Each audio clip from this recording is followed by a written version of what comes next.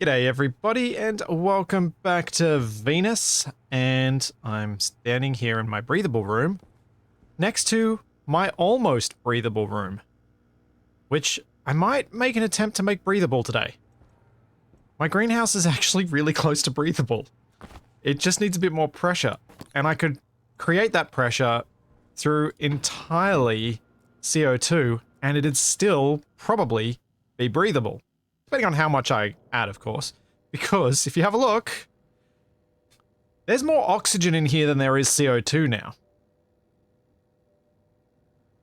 Which is amazing. And surprising. And yeah. Like, there's actually quite a lot of oxygen in this room, because this room is quite large. I'm quite excited by that. One thing I was thinking of doing was, I still have my CO2 setup, my pumping setup that I originally used to pressurize this room. So I could turn that on again. Now... Oh, actually, yes, Betai, this might actually be breathable because the partial pressure of oxygen is high enough because it's 66% O2, you're right.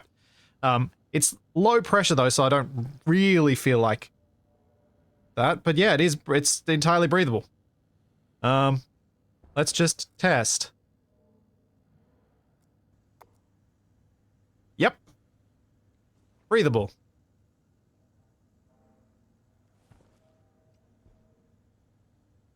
Huh.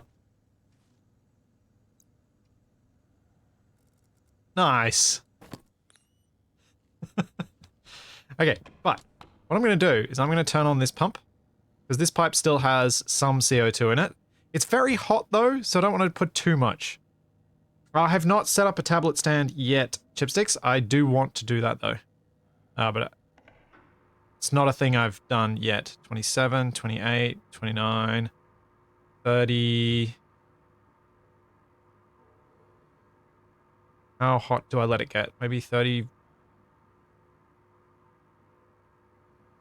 34, we'll stop there. Not sure how quickly the temperature in the room will drop, because I've only got a single air conditioner running.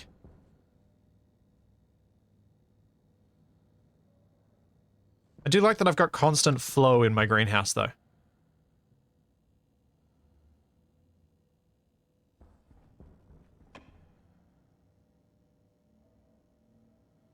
AC loop in line with the pump. I think it might be better off if I just pump my cold CO2 in here. If I disconnect that line that's got the hot CO2 and switch it over to be connected to the cold CO2. Because my sorting system is running. It's slow, but it is running. Yeah, Barnaby. Episode over, mission of making the greenhouse breathable accomplished. Surprisingly. For those of you wondering why Stationeers back this week, Waste and I just changed our timing plan, so I'll be playing Archean after this. The rolling helmet is delightful. So, how much CO2 do I actually have in my cold CO2 storage? Because I should probably be piping that up as one of my priorities. I have actually quite a bit. That's not high pressure, but that's quite a few moles of CO2. Thanks, DC Bloomer. Thank you for 7 months.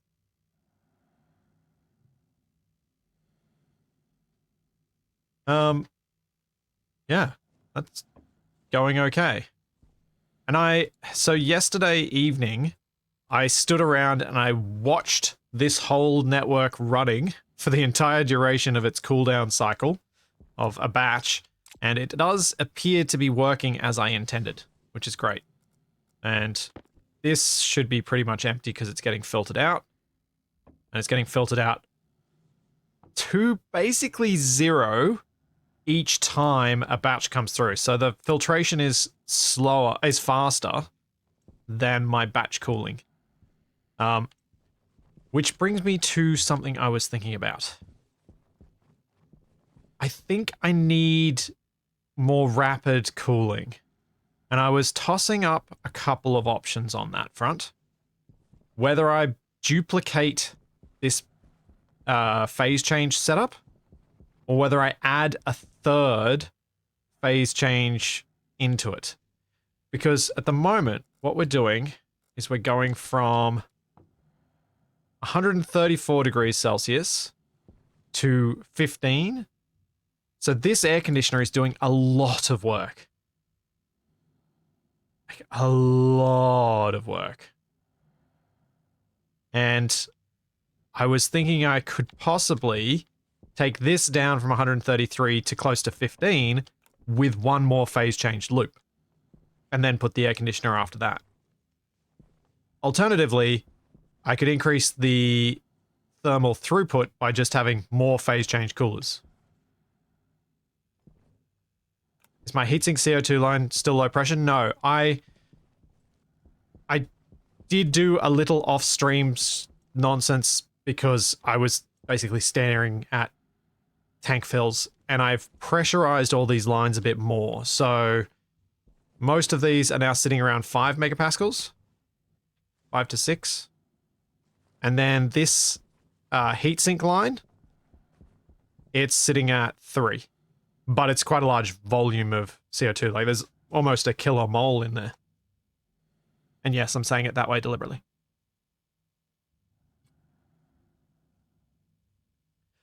Spare tire. When I've looked at the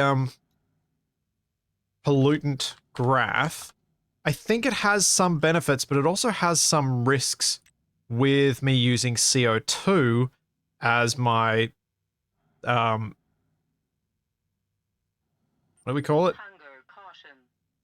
As my pre-cooled gas line. Because I think it puts me at risk of freezing it. Or freezing some of the other gases that it's connected to. If it works very well. Whereas I think with water, I'm probably not going to be able to do that. Although I'm not sure. I was trying to think that through and I couldn't quite get my head around exactly where the risks lay with adding a third phase change. Thanks, Jay Moran. Thank you for the Prime sub.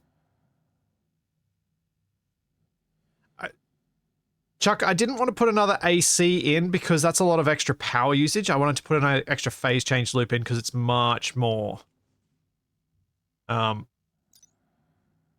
efficient.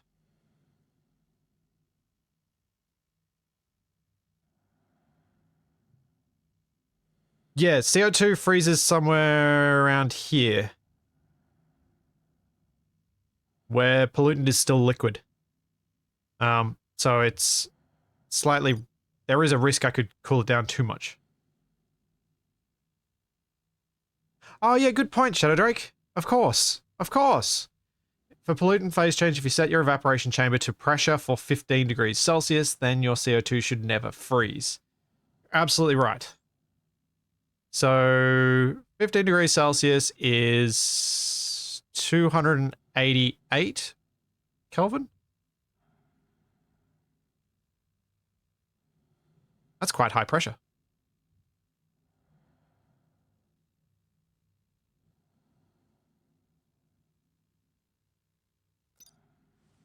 What the heck? Let's do a pollutant phase change loop.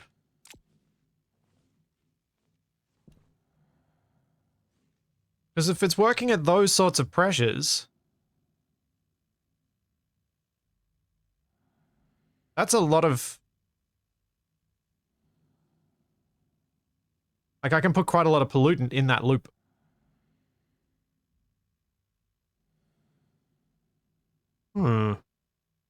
Thanks, Silly String. Thank you for the 100 bits.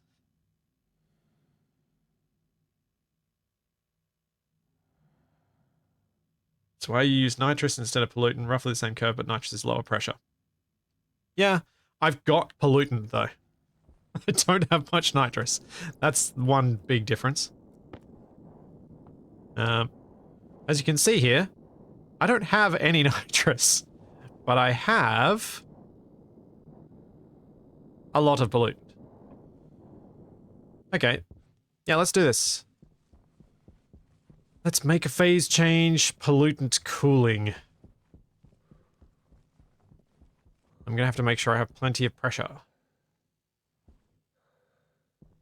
How long until this fully not operational battle station explodes? Possibly during me messing around with pollutant for phase change. Oops, that's not how you spell phase. Oh, I need more copper. Have I got copper on the floor? I've got copper on the floor in here.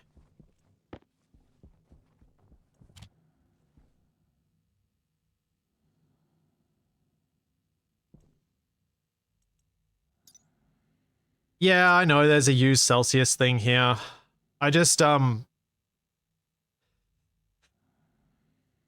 don't think there's anything bad in, training myself to be able to quickly do those conversions.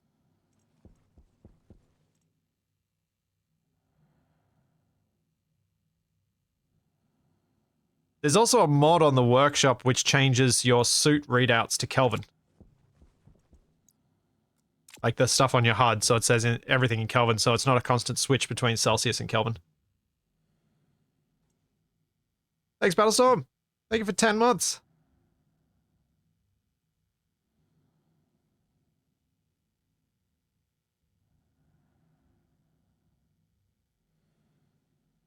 Yeah. Crazy Canuck, I think there are a few extra safety things I need to implement for my gas system as we go once things start to get a bit higher pressure so that I can overflow them outside. But for now, I want to continue working on this coolant loop because if I can set that up better, then I can process the materials faster, which means then those things become a problem quicker.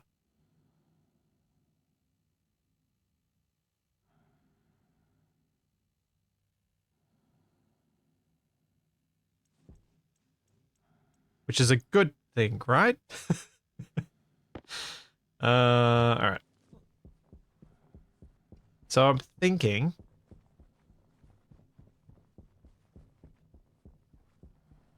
about where I'm going to set this up. Do these want support? No. Does this want support? Yes. Nuts. Because I kind of wanted to set this up above the existing one. I wonder if I can get a frame in that'll allow that to happen. Yes, I could. Okay. Yeah, let's do it.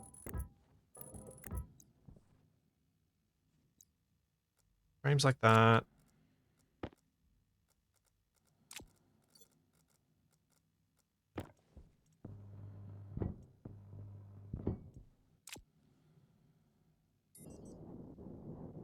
Then, where is it? There it is.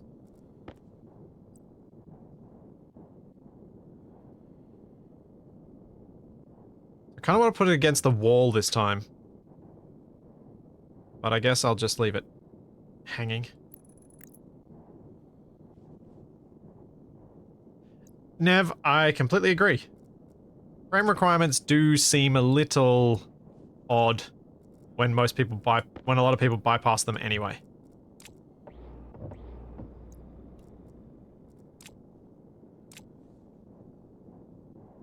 It wouldn't surprise me if the devs mess around with that and... Actually, I do want... Oh, this can't rotate. Okay. Okay, cool. So this has to be floating as well. I don't know how I feel about this. I felt more okay about this when it was floating the other way. So I guess I can always put some flooring in here so it looks supported. Which I'll probably do. Wait, I was not paying attention to what I just put down then. What did I just put down then?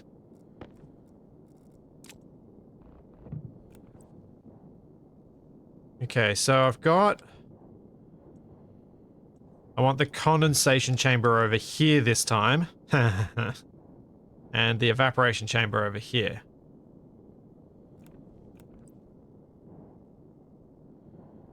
So I'm going to be doing it back to front.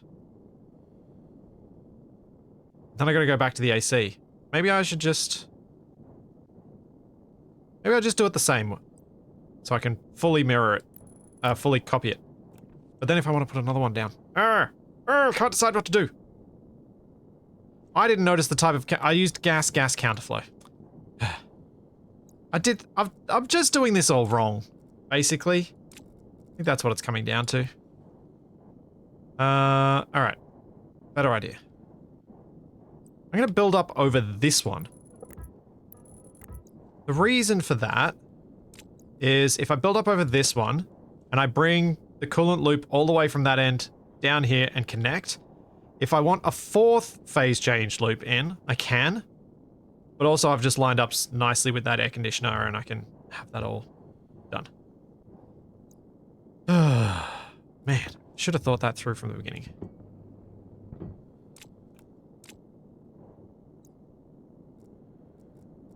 Okay. Counterflow, gas liquid. Put it there. Gonna leave the support there this time until I'm done.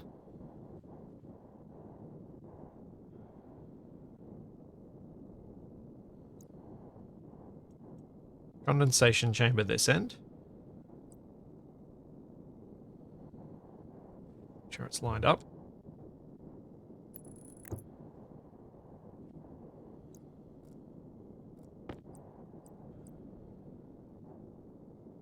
An evaporation chamber. Okay. This is starting to look alright.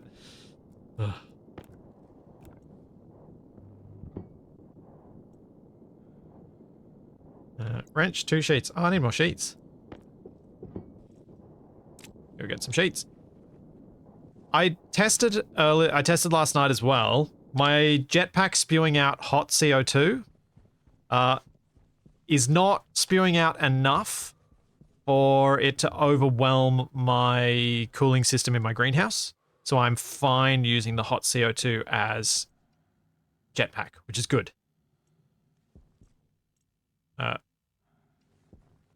Reassuring.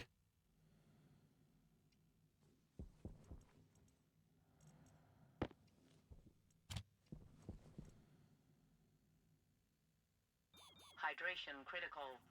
All right, let's deal with the hydration while they're printing off.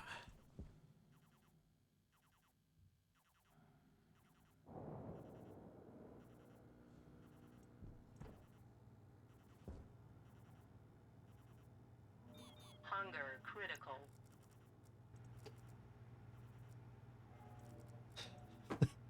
Bets on how long before someone unironically tells him to build a stacker. Ah, dear. We really should set up a bingo card for this. Because with my broken pipe... That's outside. I do have a stacker, it's just only on my pipe bender.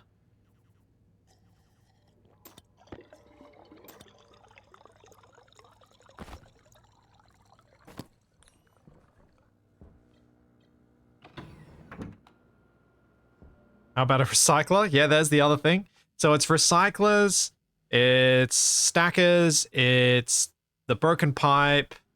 What are the other common things that I haven't done that you guys want me to do? Or some of you have wanted me to do. I'm trying to think what some of them are. Configuration tablet. Yep, there's that too. Yep. Not walking through the airlock when I can walk straight beside it. Cleaning up the floor. Yeah.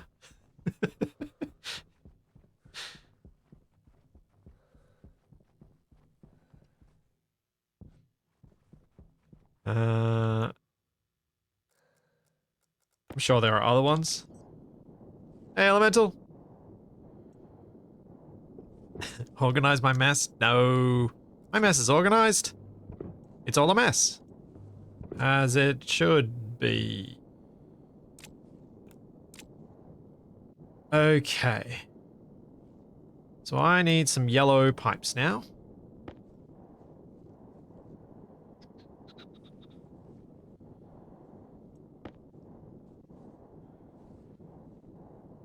have a yellow spray paint up here. I have 2.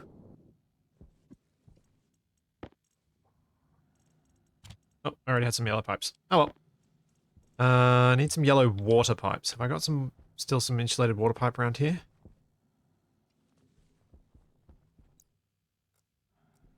Doesn't look it. I also need, if this system's going to be running at higher pressures, do I want the capacitance of the little tank?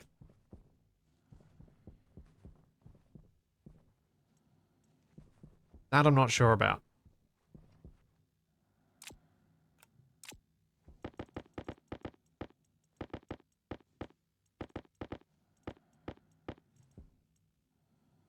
Oh. I was like, why are there more than 50 of these here?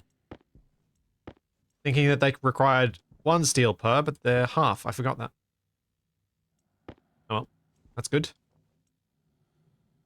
Auto lathe wreckage on the floor. Go on the shelf.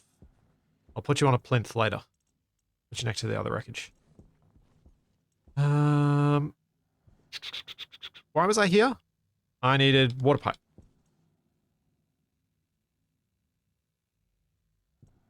Insulated liquid pipes.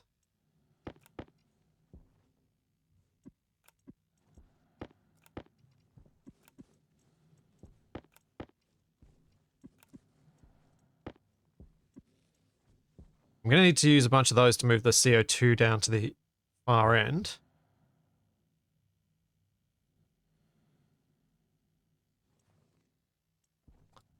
I reckon the pipes are the more entertaining stack. Because, yes, the sheets get a little twitchy. How many of these do I need? Really, I suppose I should make a full stack.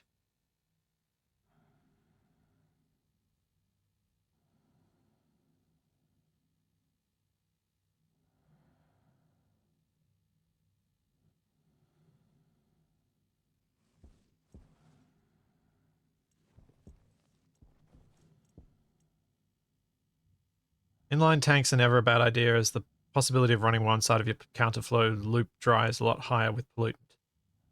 Okay.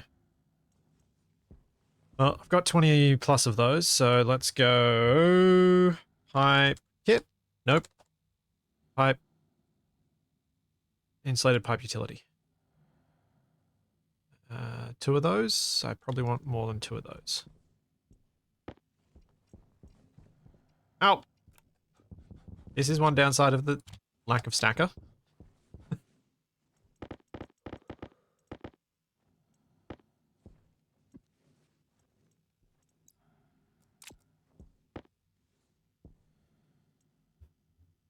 How many of these are in there now? Got 2. I'll wait till there are 4. So Lim, what am I doing? I am prepping to make a pollutant-based phase change cooling loop to boost my cooler setup for my gas sorting system.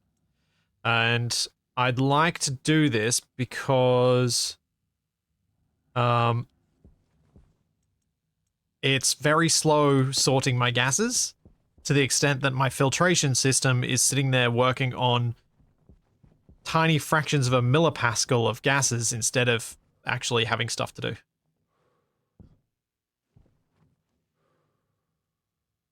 And you put skulls into a chute and then use windows to see the skulls. Oh dear.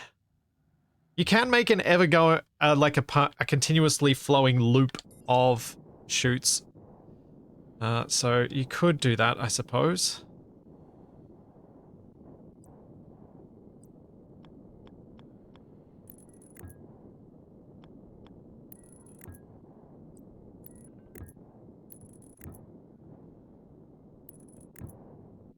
Just going to try and copy exactly what I've done below so that I don't have to even think about this, and I hopefully don't get it wrong as a result.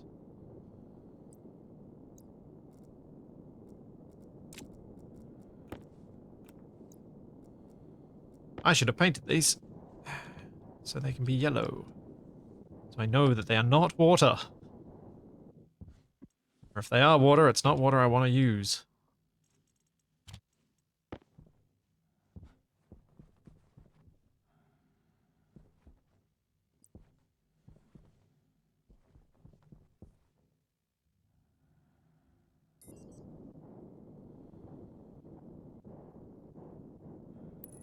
Make a room of shame? No, you put your skulls out on display. Skulls are not shame. Skulls are lessons.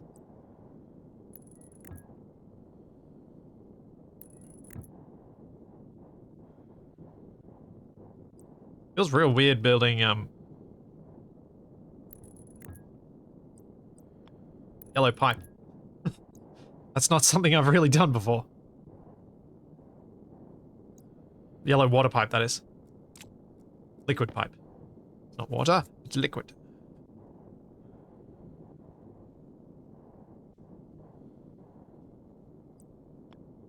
Do-do-do-do-do.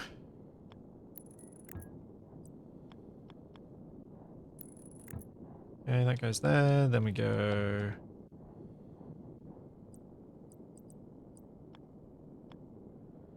that way for the little tank.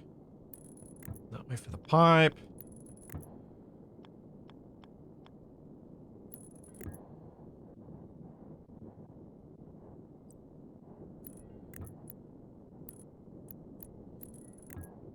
And I'm going to have to set up a link between this and my pollutant storage.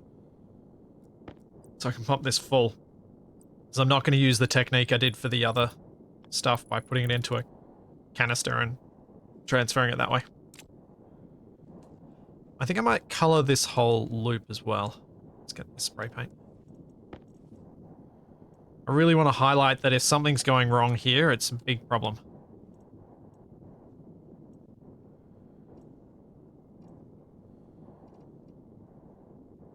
There you go.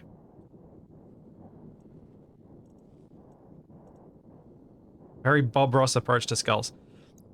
I feel like the more time I've spent teaching, the more my potential views align with people who very much took a positive approach to teaching, like he did. I think that's a good thing. Alright. A couple of liquid tanks just to make sure that that bit's safe, and we're good. I just need to connect all the piping up. Connect up a new CO2 loop.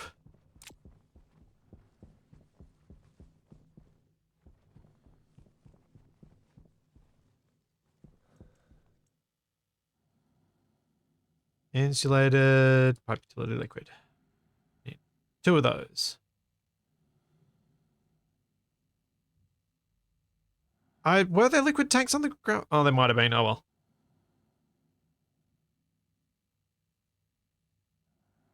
How do I plan to turn pollutant into liquid pollutant? I've got a condensation chamber.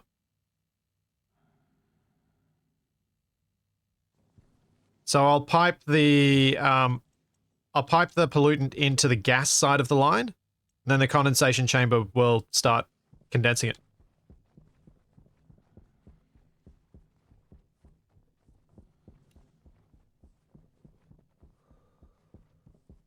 True, Elsie. People are a lot better at applying that approach to learning to others than they are to themselves, which I guess is nice in a way as well. Anyway, that being kind and lessons are things to be remembered, celebrated. Okay, so that matches. Let's hook up the power. I'm going to need more cable.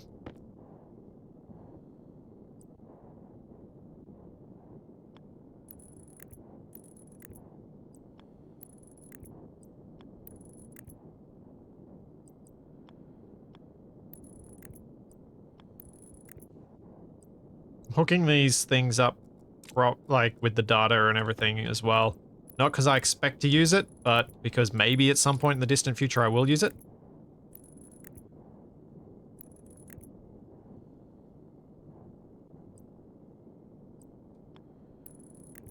Oh, had exactly enough cable. That much. I still need more to actually connect it to the power. So that.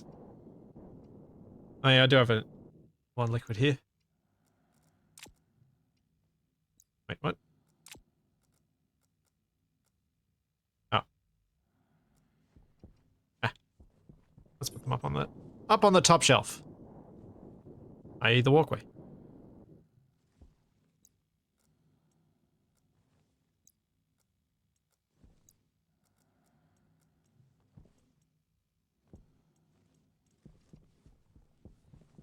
I'm gonna need that.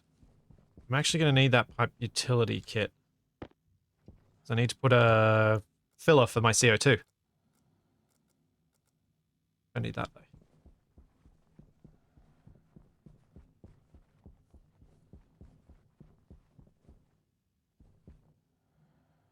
Hey Pegasus. Show those away. What else do I need? I need... One sec. I need to turn something off. It's getting too warm in here. I put a heater on because Charlie decided to follow me from her crate, and I thought I'd be nice and make it so that the shed wasn't freezing cold for her, especially since she's down on the floor. Your ears feel nice and warm though, so you're happy. All right. I was coming around here because I need more cable.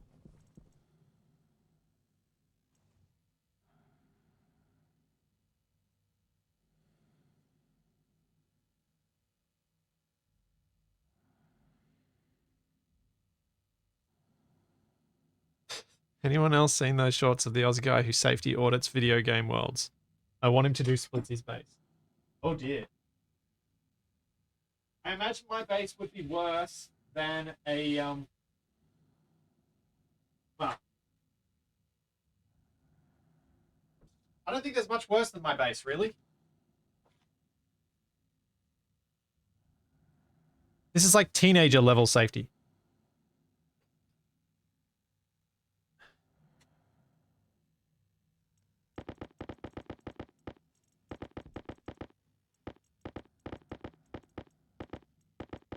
This is the sort of thing that makes you glad I'm not a builder. As in, doing that in the real world as a job.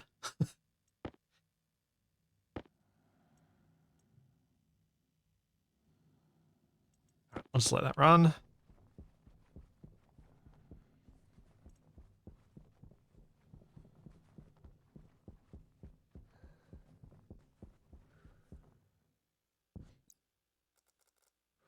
Okay.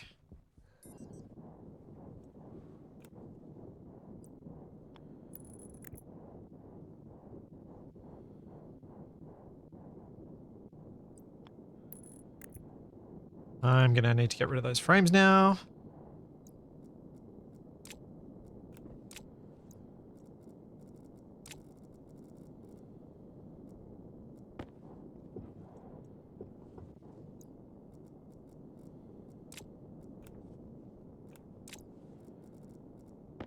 And, there we go.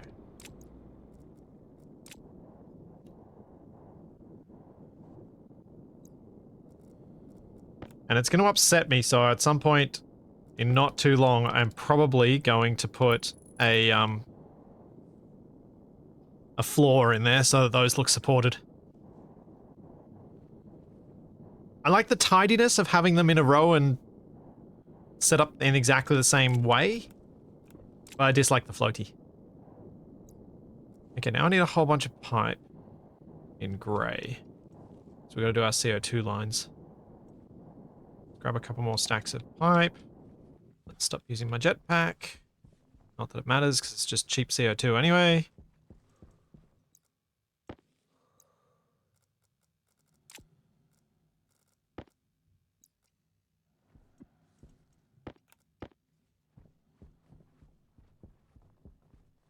Have I checked the temperature of the heat atmosphere? It'd be 427 degrees or something. The big greenhouse temperature was fine. Because remember I was in there and I raised it to 32 degrees by putting some gas in there. What paint do I have in here? Oops. White.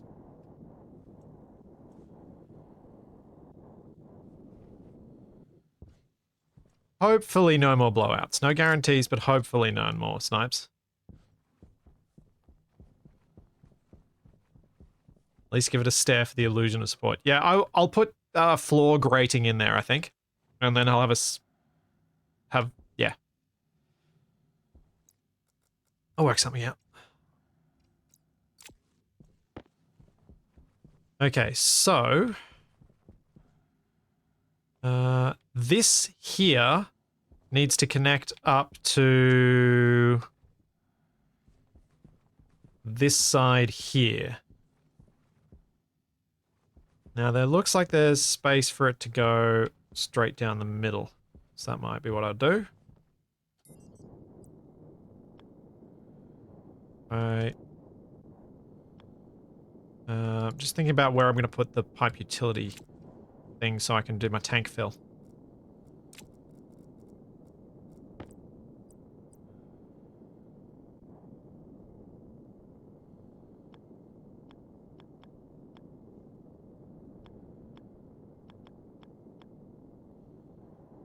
If I put that there, yeah, that'll be similar enough to what the other one's done.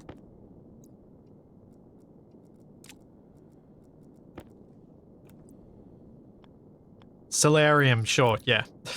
My solarium. That sounds a bit too grand, but I'll go with it for now, because yes, it's... I mean, my greenhouse is green. I did paint it green, so it is a greenhouse, even if it's not a greenhouse. It is a greenhouse. Room. Green room? That's something else entirely.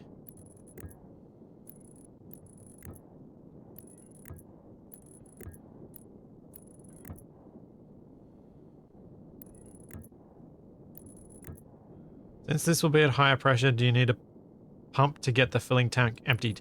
No. This CO2 line will be at the same pressure all the other CO2 lines are at. It's not going to be any different.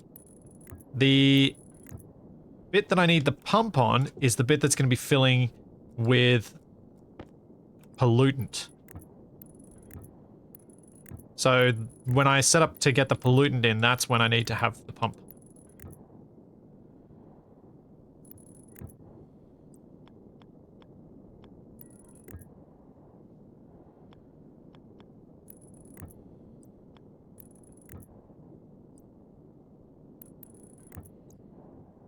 So that connects up there. And we have another loop that comes around here.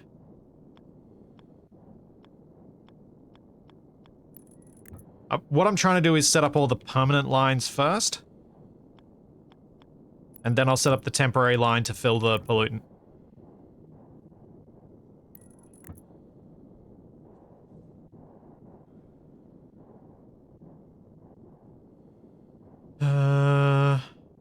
So that then can connect to here. So this one, this side can go up this way.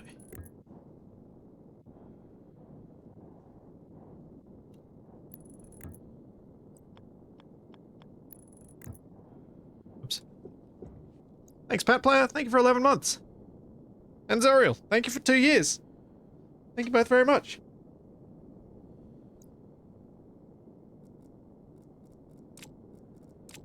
I mean, I suppose my glass house thing would sort of be a greenhouse, except it's trying to get to temperatures that would make plants immediately ignite. So I'm not sure it really counts as a greenhouse either.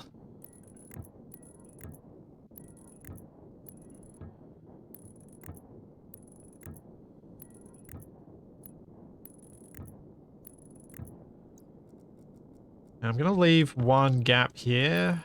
Actually, does it matter at the moment? Yes, it does. So I'll leave that pipe missing. Please let me remember to fill that once I get this loop running. That's risky. Alright, what have I done? This is all on the same loop, isn't it? I've connected up the same bit. Yeah, okay, I've connected up the same bit, so I can actually connect that up. That'll be fine.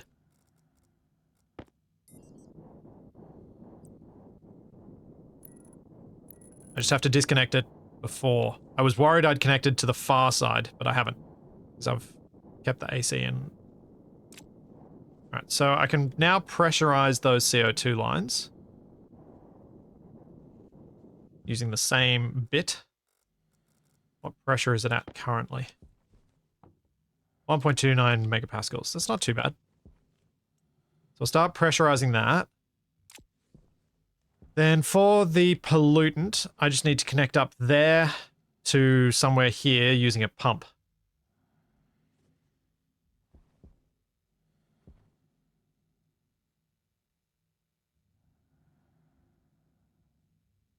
So that it's not too hard. I'll go find a pump in a second. Just going to put one canister worth in for now.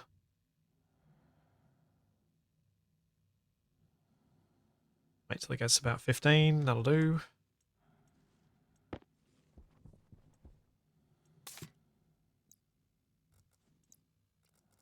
That's taken it from 1 megapascal to 2. Eh, better than I thought it'd be. That.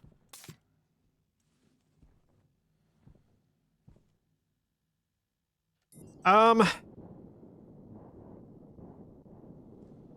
don't know. Is it actually simpler for me to fill this with a canister, or is it simpler for me to fill it with a pump? I think a pump's actually going to be easier.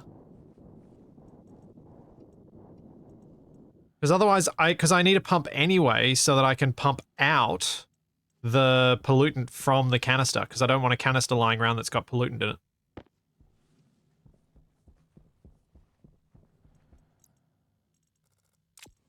Need a bunch of pipe.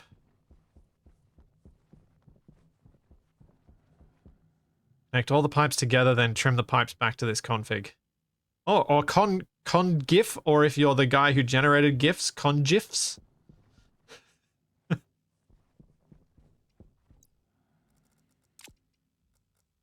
Because you're a weirdo and you want things to be pronounced in a way that doesn't make any sense. When it's a graphics, hard G, interface file, format, whatever.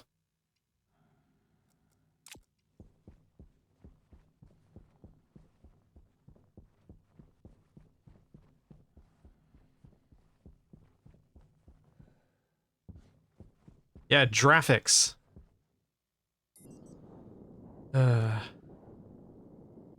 That will never not feel weird that that person thinks that.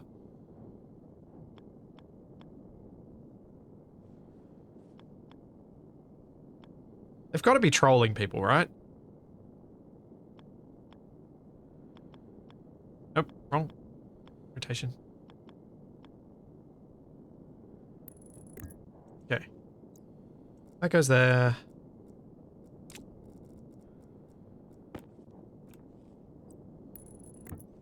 Then I just gotta put this through.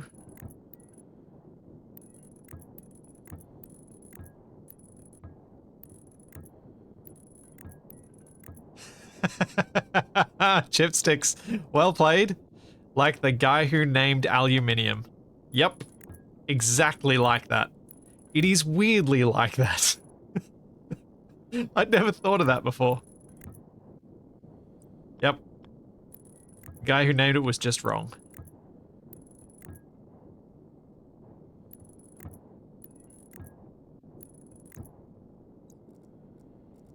And I say that knowing full well what I'm saying. Doing it anyway.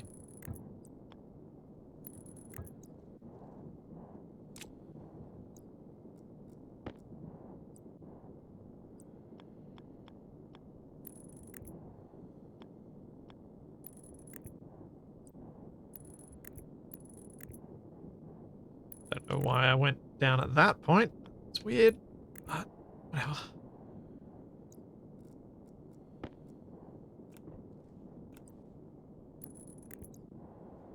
Okay, pump connected. So I can now pressurize my pollutant loop. Oh boy. So we've got 1 megapascal in there. Yeah, that's probably another reason not to just do a compressing loop. There's not a lot in there, pressure-wise. I don't know how much to put in here.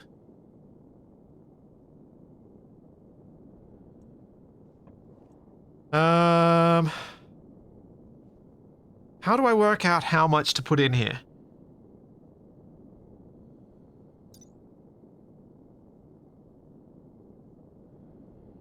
So if I'm working it around this point, and I'm going to use the cheaty easy way now. To go back...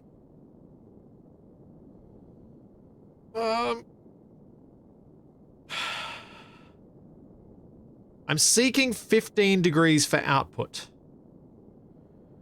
Around there. Maybe 20 degrees Celsius.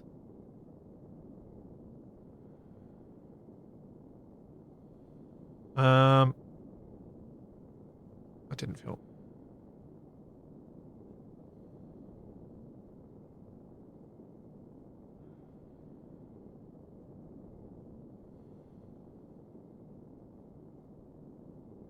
I did not leave the pump on, no.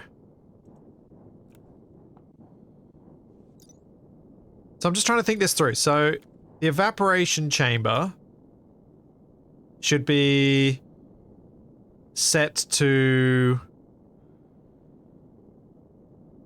around this pressure, around 3.5 megapascals.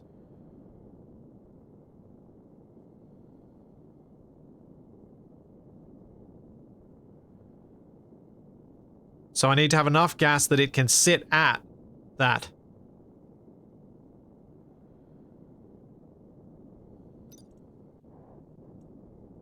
So I'm going to need to push this up to probably 7 or 8 megapascals.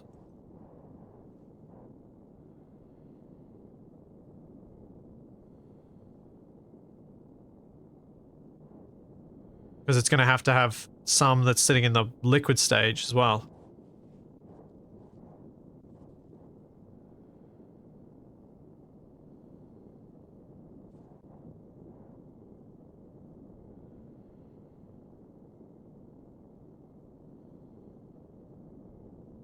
Barnaby, I've already got inline tanks in. On both sides.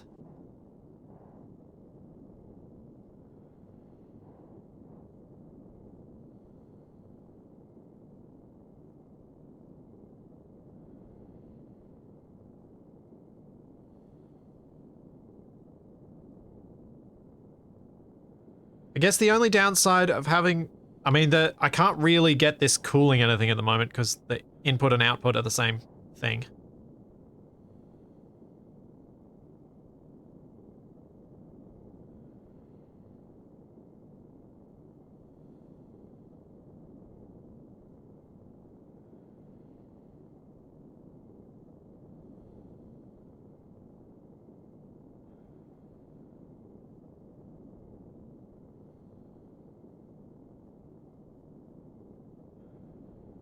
See ya, Shizu. Okay, 3.5. Not too much more to go.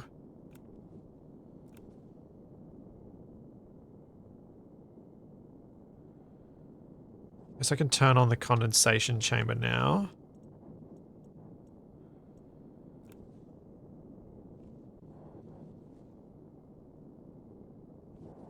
These I've set up with as big a difference as I possibly can. And that's what's kind of confusing me here as to what I'm supposed to be doing. I'm going to turn this off. So for the water, I've got this one set to 6 megapascals. Why did I set it to 6?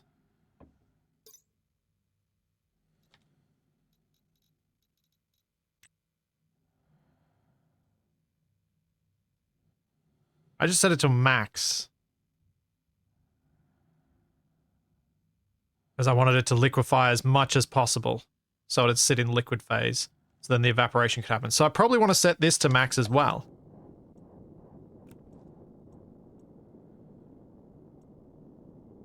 Right?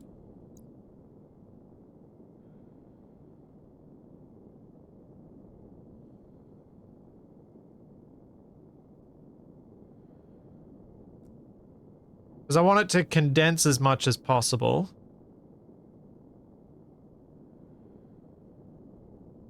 Keeping room for the gas change to happen. Because this end is going to be set to 4 megapascals.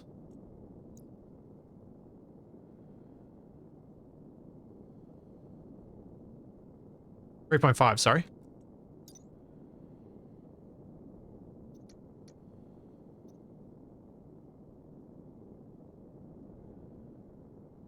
3.5 should get me about where I want. So 3.5 megapascals on that side, 4 on that side.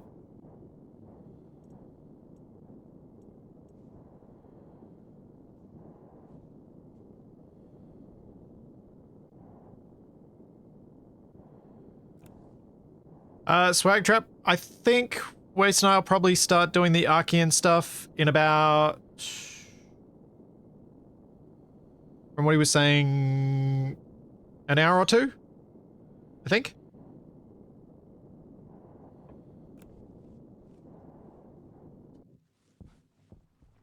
For those who haven't looked up what Archean is, the reason I'm excited about playing it is that, much like Stationeers and Space Engineers, it's a game you build stuff in the world you exist in. So unlike games like Stormworks, where you build in this blueprint environment and then just paste it in and all of a sudden physics gets applied, or like Kerbal Space Program, where the same thing happens, you're actually building in the world you're existing in. And for a physics sim game that's first person, I think that's really valuable for me to connect to a build. Elsie, I'm glad you saw me post that command, because I was really hoping that you'd be quick off the bat of it. I'm sure a lot of you have never heard of it. I hadn't heard of it until the devs emailed me and sent me a few keys for it. But once I looked into it, I was like... one of the devs said it's kind of like Stormworks, and I looked at it and went, no. This is like Space Engineers. This is and I mean that in a good way. Okay, so let's just prime that line a bit more. Thanks, Pepfi. Thank you for 45 months. It's almost 4 years. Thank you very much.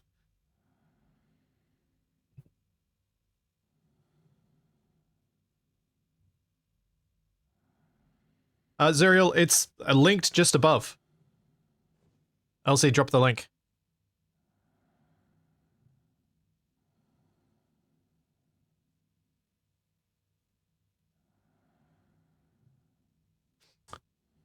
Shadow, if you're still around then, yeah. If not, I'll try and remember to pin it. But people don't check pins. I learnt that from Discord.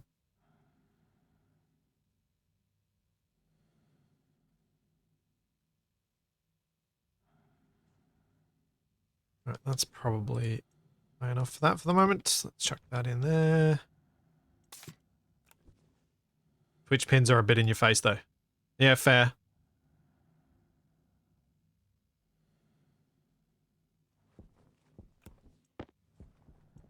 A lot of Twitches in your face. Okay, so let's change things. Oh, wait, I need another... I need more inline tanks. I haven't done a thing that I need to do.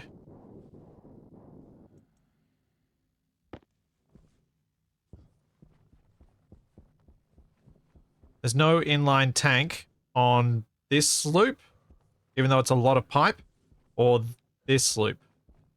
Well, this loop will have a pipe, an inline tank, but this one won't. So I need to move... I need to put a tank on here.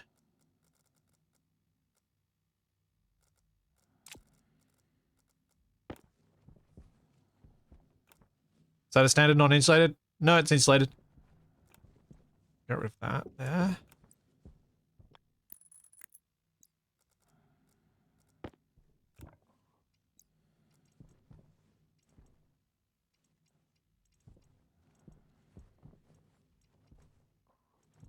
While I got the paint out, may as well paint.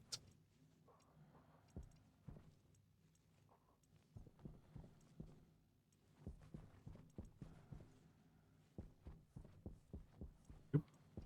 Oop. Oop. Okay.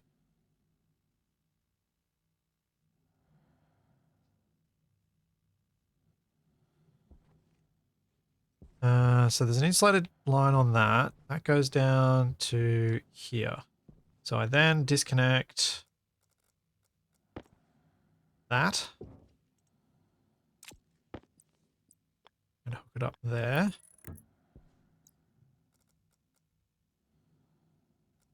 And then drop this on the ground. No, wait. I do this. Yeah. Take that out.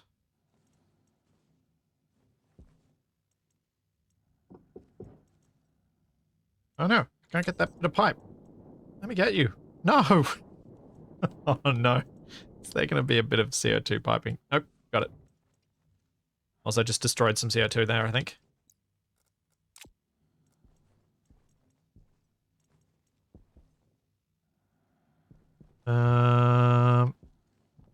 Then this line goes around to there. So that's actually fine now. I can just leave this as is. And now I should be able to turn these on and see what happens. Alright. Time for bad things to happen.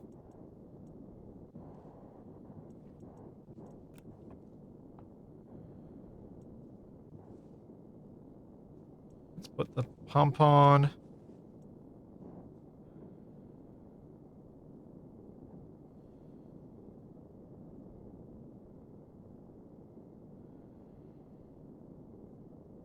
Are you cooling your phase change setup with ACs only? Hunger caution. What do you mean, Nev? There's ACs that lead into my phase change setup. And an AC that sets the temperature coming out of my phase change setup just in case it's not hot, not cold enough.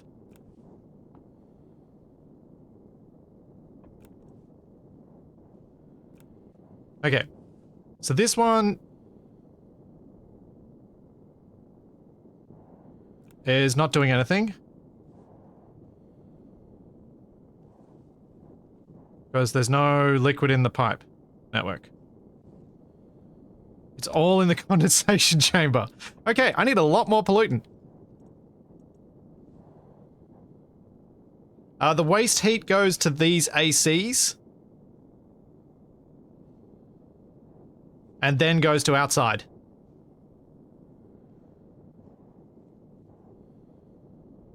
So that cools down some CO2 a bit. That cools down some CO2 some more. That cools down the CO2 a little bit more. And then it goes into phase change. Then it goes through the phase change and then goes to an AC just before it goes to do heat exchange with the gas sorting.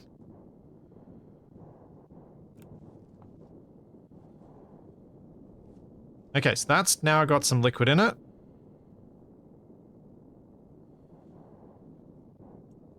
And that's probably enough for this to function.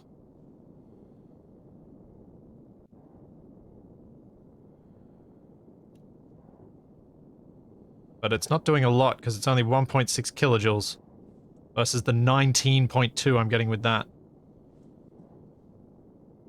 So I need more.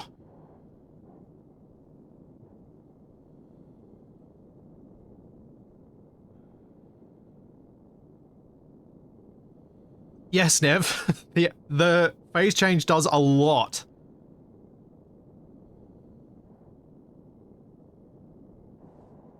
Nev, think about the temperatures I'm working with on Venus. 400 and something degrees Celsius. Getting that down to 15 degrees. So the first AC caps out pretty much at pulling 80 degrees difference. The next one, actually that should probably be higher. I'll put it at 380. Then I'll put that one at 310. So the first one does a tiny bit. The next one does a tiny bit more. The next one does a tiny bit more, and then these do a huge amount. So those are doing like 60 to 70 degree shifts. These two loops here are each doing over 100 degrees. And then this one's hopefully doing another 100. So that brings me down to 15 degrees Celsius, which is better.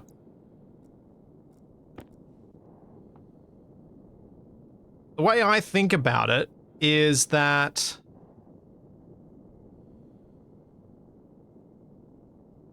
wait, why is that line getting hotter? Hold up. Something's funky here. All right, because that's the waste. Okay. So my pollutant line is not doing enough to counteract the heat transferred by this air conditioner.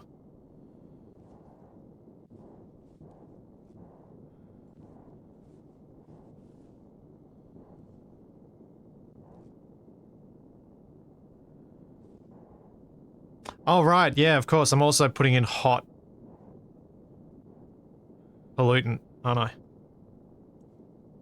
So that's going to take time to cool down.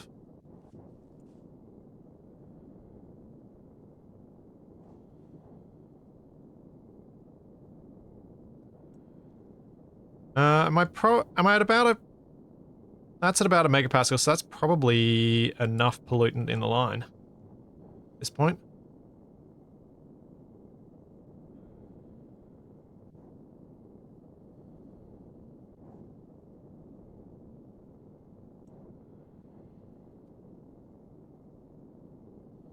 And the latent heat is improving.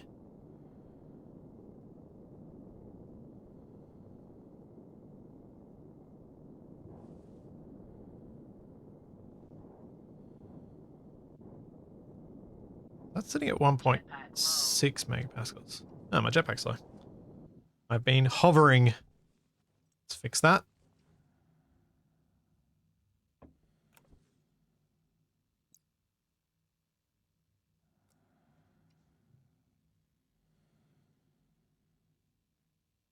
Joys of using CO2 is it's cheap, it's available.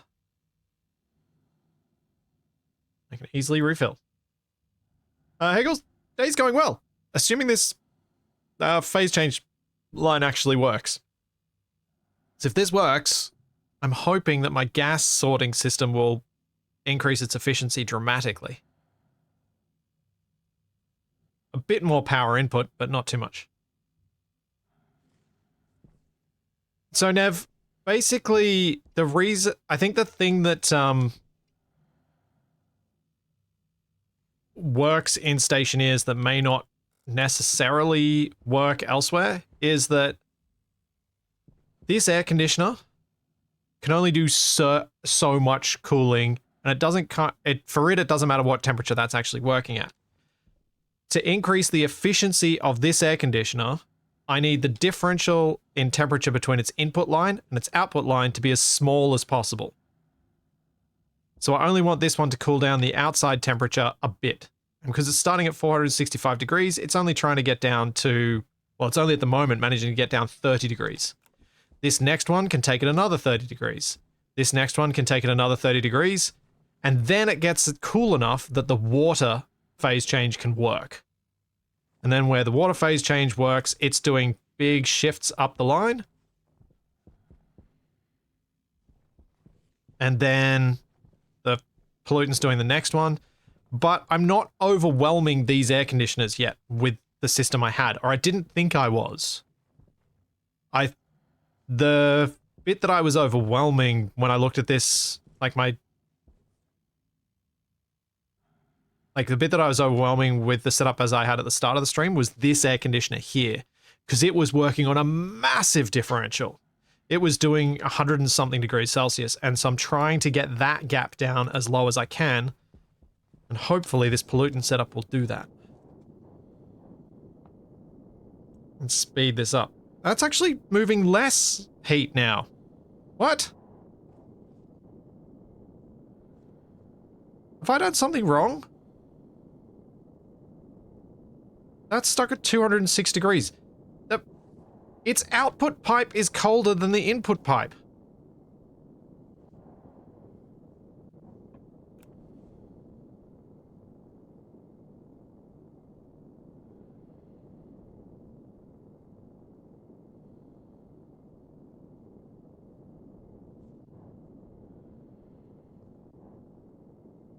There's fraction of a mole. Is there still too little in here? Yeah, there's still too little in here. Let's put more in.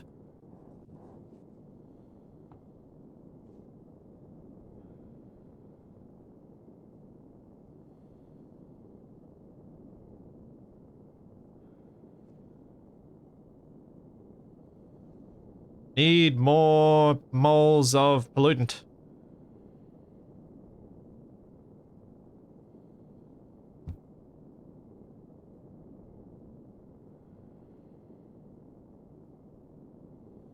How much do I have left? Yeah, still got a lot. I reckon that tank's gonna have a bunch. Yeah. So I should have enough, it's just gonna take a while to pump it through because it's low pressure. Oh, here we go. Now we're up to almost 4 kilojoules.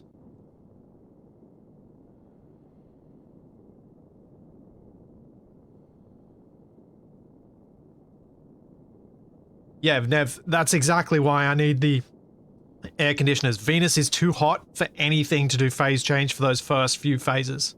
I have to have an air conditioner to lower things to a point where I can then do phase change.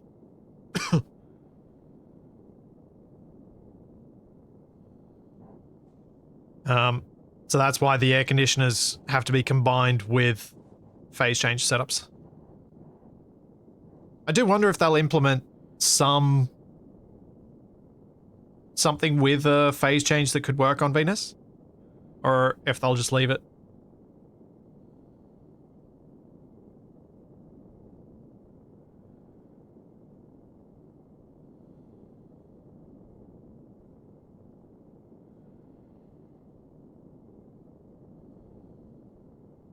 Total moles of liquid in the system is still significantly lower than the gas.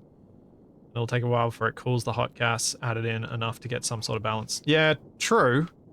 I thought I'd waited long enough. Oh. Also, the liquid network has no liquid in it.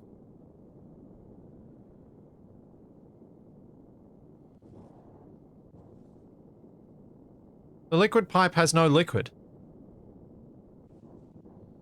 That would be why I can't get any heat out.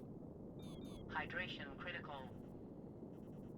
Yeah, I need that pressure to get above, well, basically the condensate, the evaporation chamber pressure, really. Yeah, it's too hot and low pressure. But if I push it up to, like, if I can get that up to about 3 point, maybe 3.3, 3.2 megapascals, hopefully when it cools down, Hunger critical. it'll have constant liquid in there. Maybe?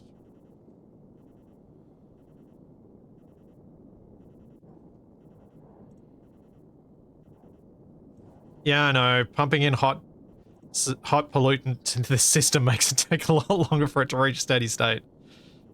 Where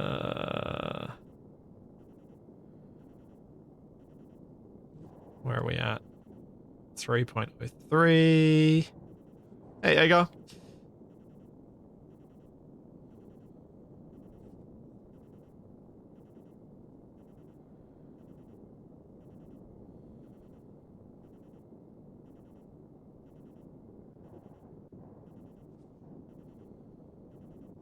We've got 6 sitting comfortably in there.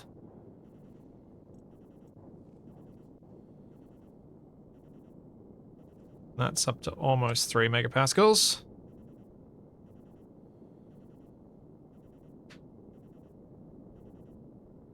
Uh, 60 megapascals will...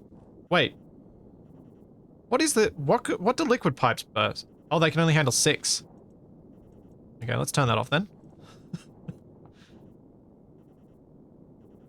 I'm still only a bit over half the pressure that it can handle. Does it say it in here?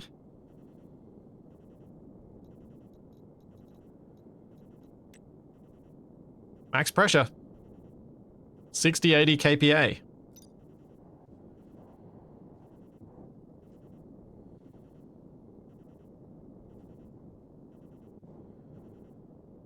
Well, the differential between these two temperatures is getting smaller. We're now only 56 degrees higher in the input than the output. Thanks, Merlin. Thank you for 5 months. Welcome, Elemental's cat. You're becoming almost as much of a fixture here as Charlie.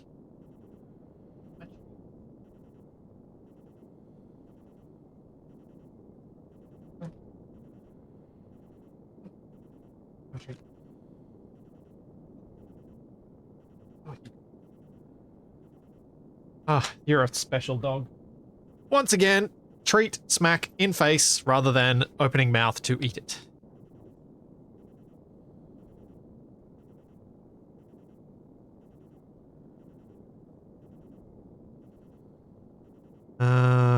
Okay, the latent is going up slowly and is now at a more reasonable level.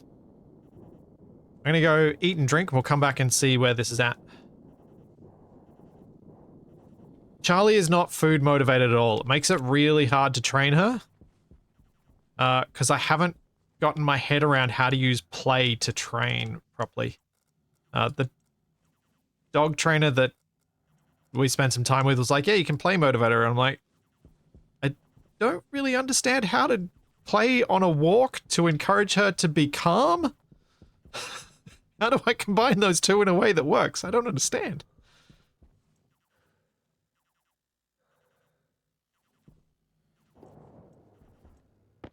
Wait, don't go in the airlock.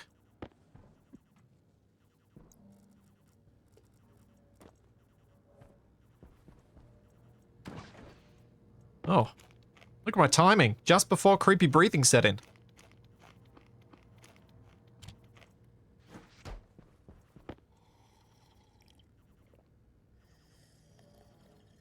Well, to be fair, Nev, all dog trainers are dog owner trainers.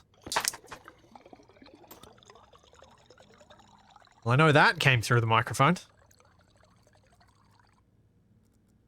Waste tank caution. Power low. Take a walkthrough of the greenhouse. Sure. Let's go have a look at how the greenhouse is going. Do I need more CO2? I think it's going to be alright for a while.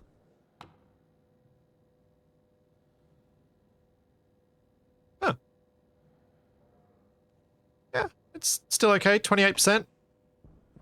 It's going to need to be fixed sooner rather than later, but it is okay.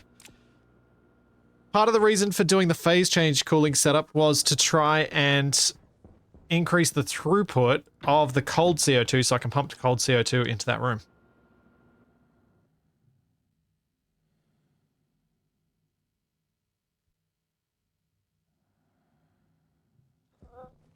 Looks like I need more nitrogen if I'm growing soy. Oh, maybe that's why the soy's not happy. Yeah. Well, I'm gonna run the nitrogen piping through, I guess, at the same time as I do the other bit.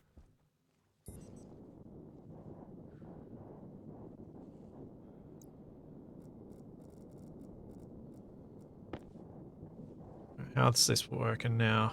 3.74. Input, 157. Output, 141. It's closing.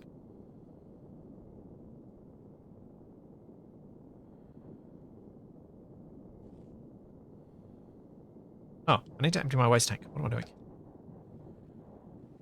We need to do that on my way through. I forgot.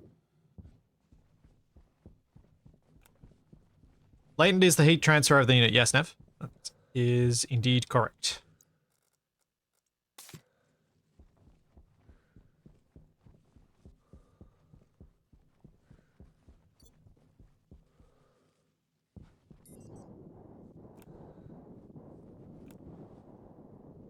There we go. We've got a bit more flow going on here.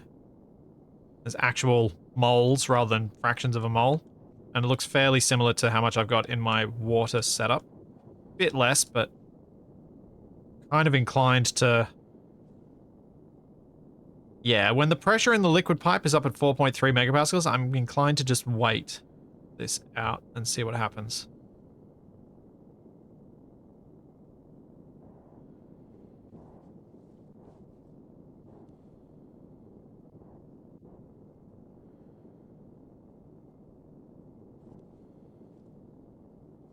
I mean, we're finally getting cooler on this side than this side, which is something. We might start getting liquids going into the evaporation chamber, which is what's needed for anything to happen. Although my latent heat exchange is actually going down.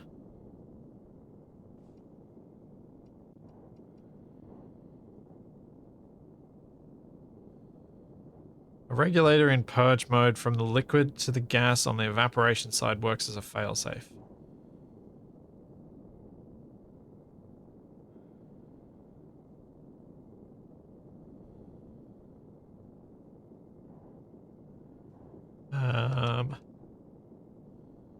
Yeah.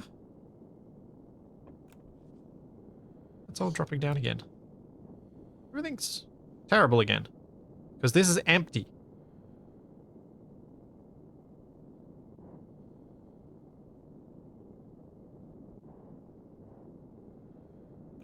Will it ever liquefy at 140 Celsius? I don't know. I genuinely don't know.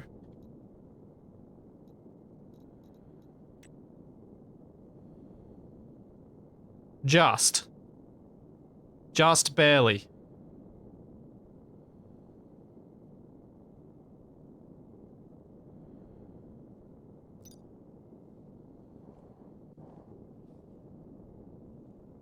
I want liquid in this pipe, don't I?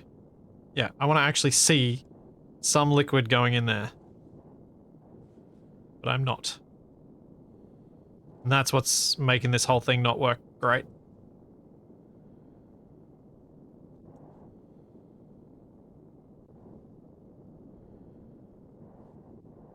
Where are we at? Got 133 and 146. Wait, that's getting... Is that getting worse? Or is that just getting... I think this side might be cooling faster than this side now.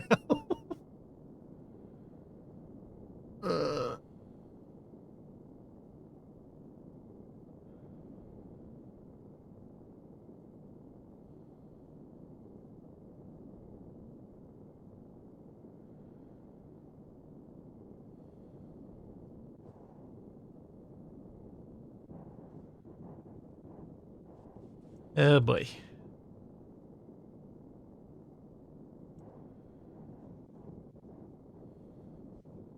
Just make sure I do have this correctly connected.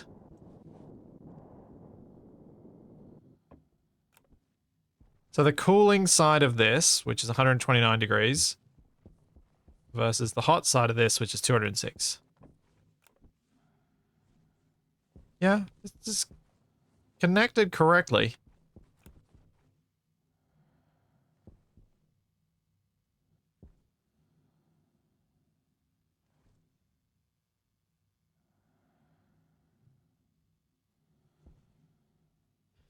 Yeah, I need more pollutant, but I'm also worried. I'm also hoping to just get this a bit lower pressure.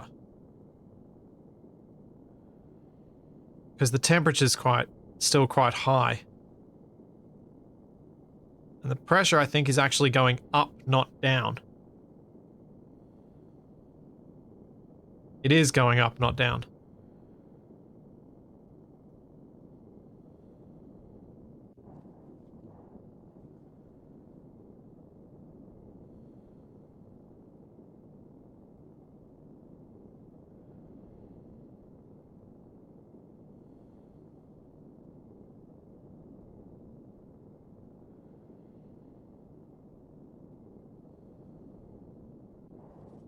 Hmm.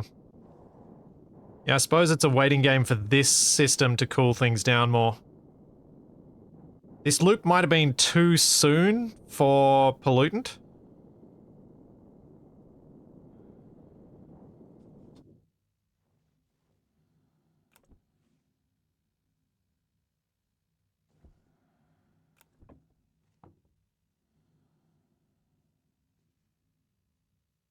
I might have still wanted to use water here. Because I am near the top end of that curve.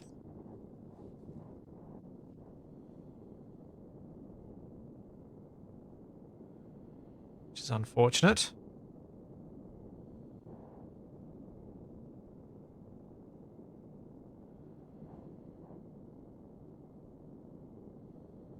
I'm really worried this is going to explode if I go and get distracted by something else. But I should start building that CO2 line. Rather than just sitting around.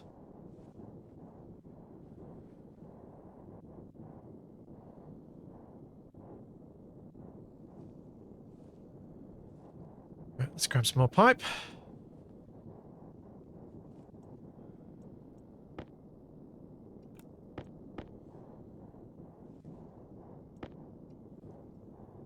So, for CO2. I was thinking of running... What was I thinking of doing? I was thinking of running 2 layers here, I think. I know I need water, CO2, nitrogen, and oxygen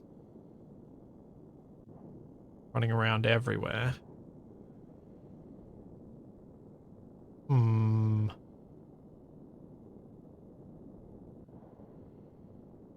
I run it down the bottom? Maybe I'll run it down the bottom. Run on top and bottom.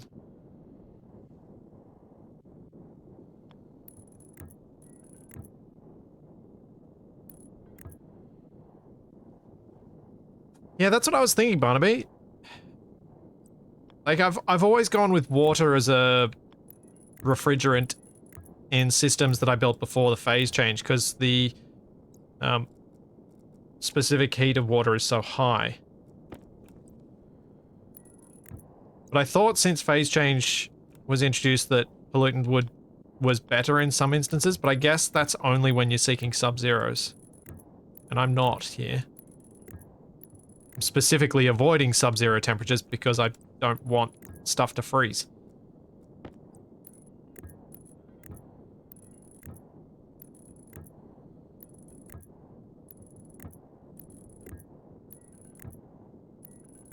Filter low.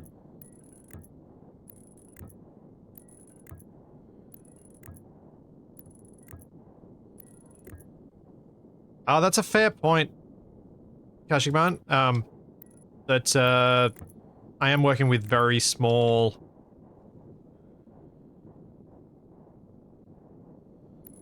amounts of water where I'm working with water, so there's not a lot of capacitance there. That's true. Let's check the pressure of these pipes. 4.87. What's the temperature? 113 and 170. That's not helping.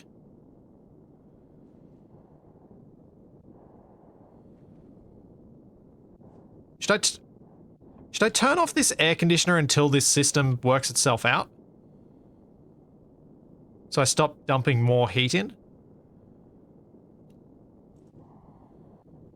Otherwise, then it'll just break the system anyway as soon as I turn it on, won't it?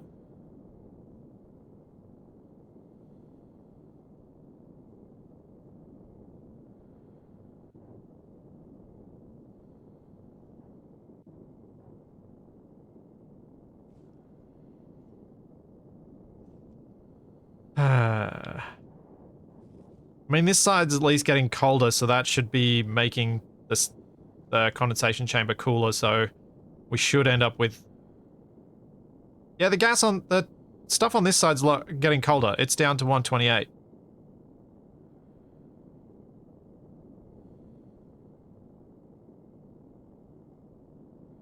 Alright. I'll leave it a bit longer. I think it's slowly going in the direction I want it to.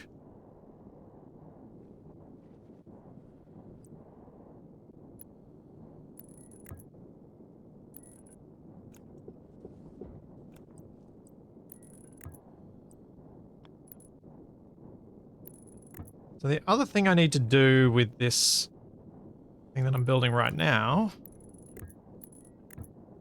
is also dig out another hole to exit this room.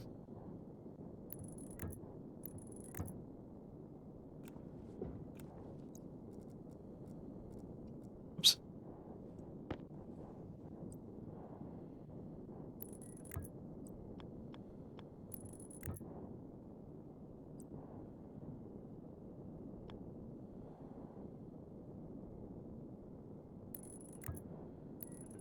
we go.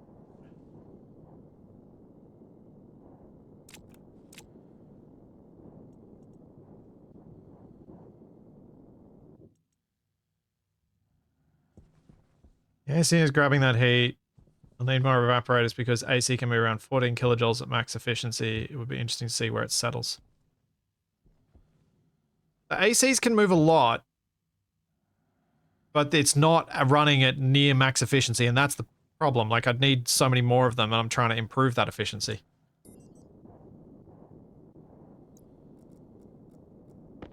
And as we saw with the phase change set up with the water upstairs for my main cooling line, the water was able to replace a lot of air conditioners. So I thought the same would happen with pollutant, but it's just, pollutant's weird.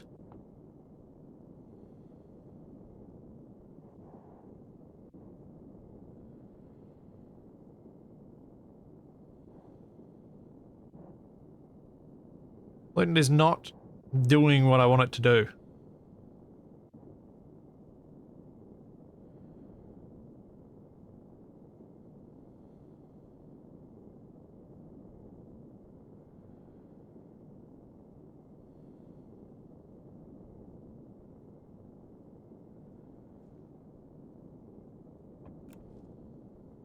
Pressure of this pipe is dangerously high. Yeah, I know.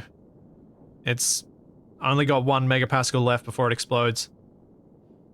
There's part of me that wants to just remove the pollutant from this system and go back to running water in it instead.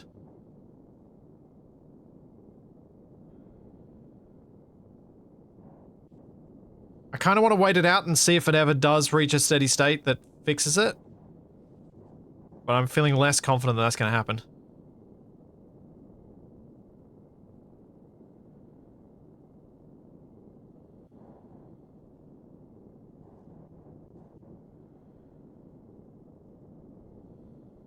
The thing is, if I have a purge valve running from here to here, I've then...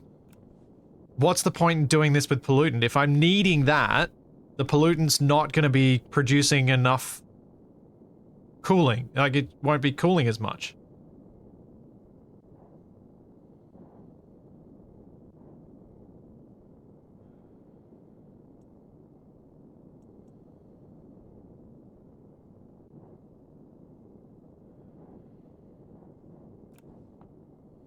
At 138 degrees Celsius, what? So at 138. Okay. So we should be okay. Because even at the temperatures I'm working at, as soon as the gas reaches 140 degrees, it's going to turn back into liquid. It's going to compress within that liquid pipe. Before the pipe explodes. At which point I'll be okay.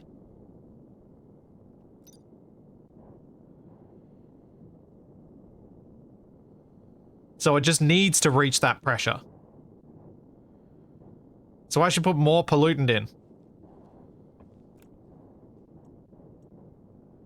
Right? Yep.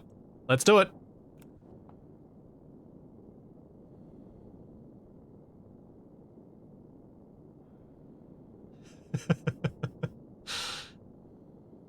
This will raise the temperature, yes, so I'm going to have to do this gradually. I can't add a whole lot at once. Because this will put it into a temperature range where it remains at gas even at stupidly high temperatures. Stupidly high pressures, I should say. So as long as the temperature in this stays below... Yeah, 153 is as high as I can let that go. That needs to come down before I add more in.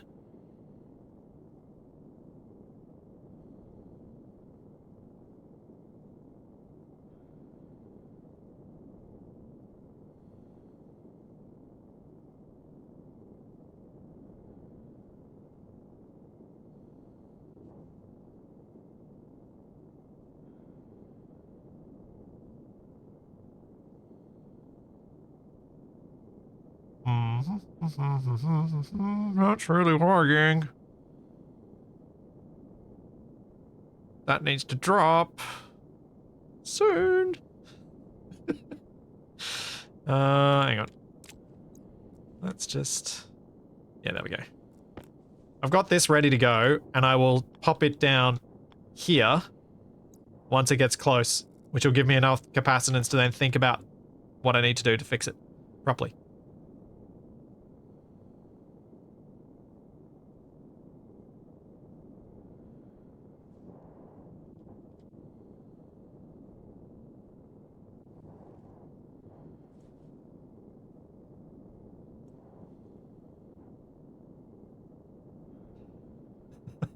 This is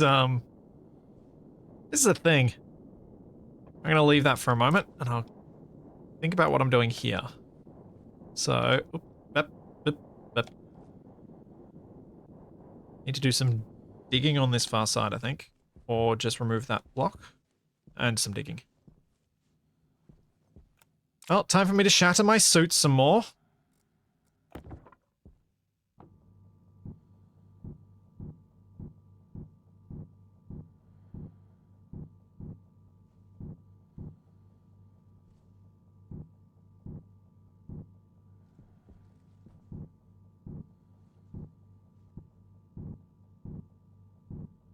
As I very gingerly do some more digging out.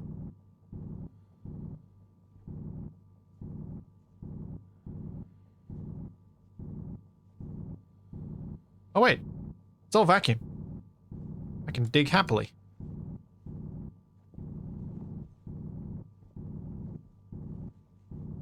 No suit shattering for me.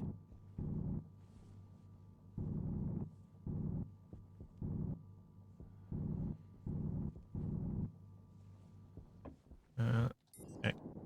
I don't want to go away from that setup for too long. I'm gonna go check it again.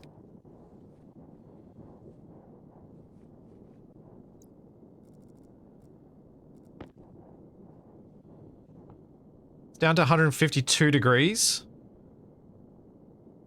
Alright, so I'll wait till that comes down a bit further. Then we'll push some more gas in.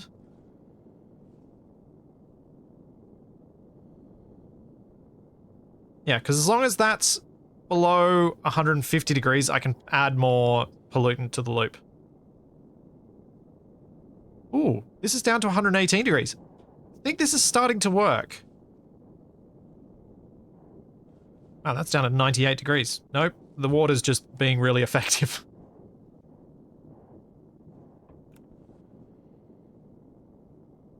There's a bit of flow, not a lot. Only the counterflow had any flow. Yes. I know, the whole system's not liking me right now.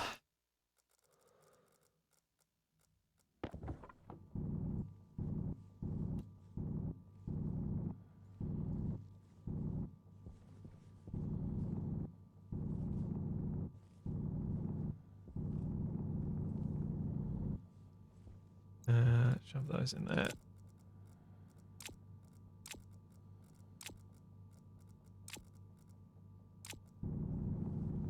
Do-do-do. Hope I don't pop through to outside somewhere magically.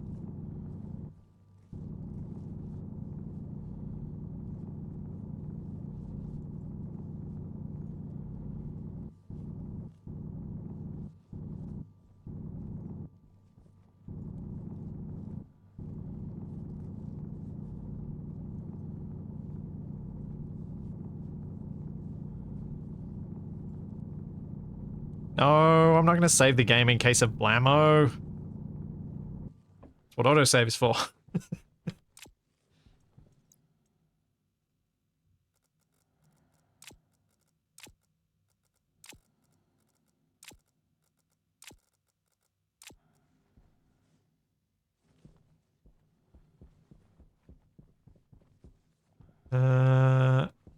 Okay. So then I need to remove that frame. And put some frames down on the floor.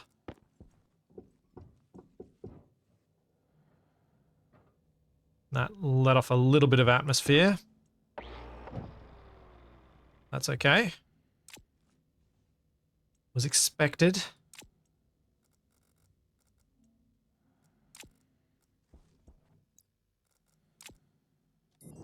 got a system to deal with that.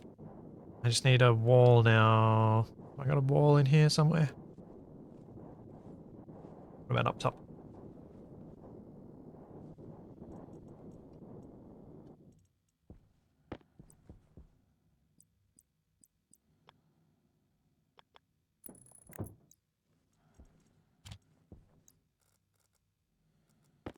Yep. Steel for this. Oh, that's gonna irk me. That's not okay.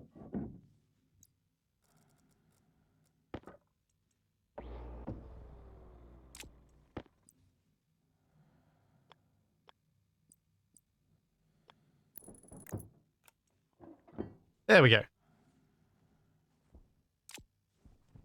All right. Let's do another check. I really want this thing to work. I feel like I've slowed everything down by oh, it's even hotter.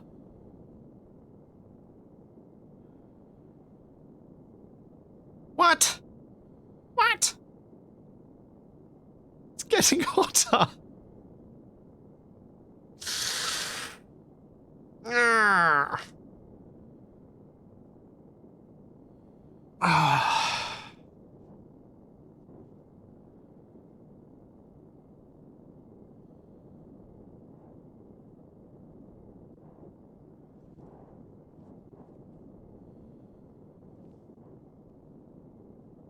Jeez. The pressure's gone up a little bit.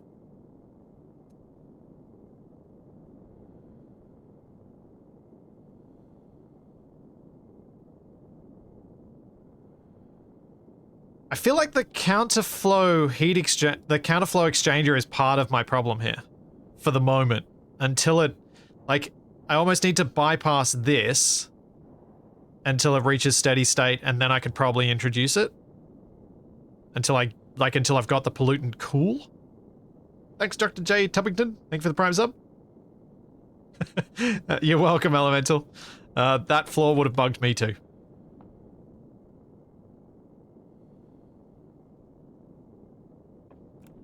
Okay, so how do I change these settings so that this...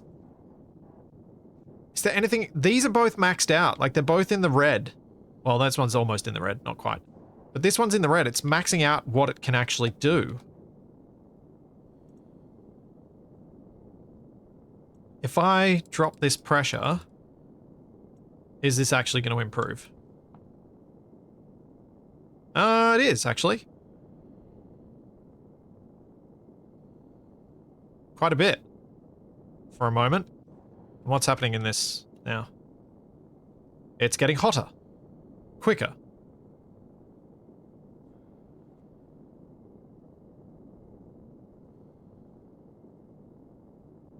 I know people are telling me about a purge regulator and all that. If I need to get to that point, just to make this system vaguely work, I'm more inclined to just not use pollutant. That's why I'm not doing it.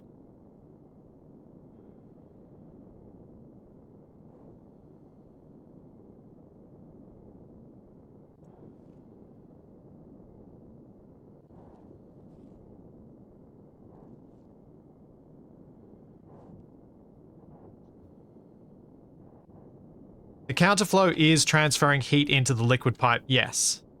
That is part of the problem. So I could just bypass it, like add an extra loop that goes around it. And that'll nullify what it's trying to do, I think.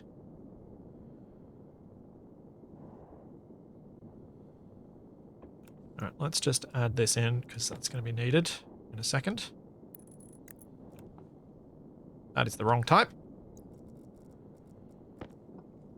Where's the liquid one?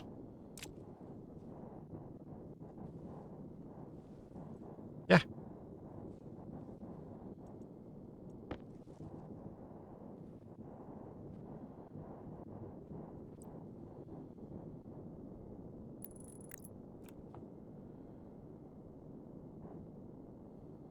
Okay, so that's back down at 4.4 megapascals now. Thank you, Spine Hedgehog. Thank you for the 5 gift subs. Thank you very much.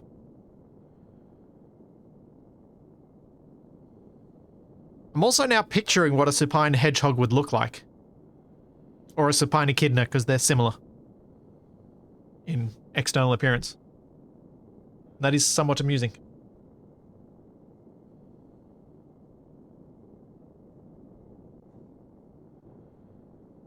So what temps is that pollutant cooling? You made it a strong buffer. Well, I thought I did, because this is only 100 degrees. Like, that's what's going into that. The pollutant is slowing everything down. It's making everything worse. I have officially made my cooling system dramatically worse by adding this.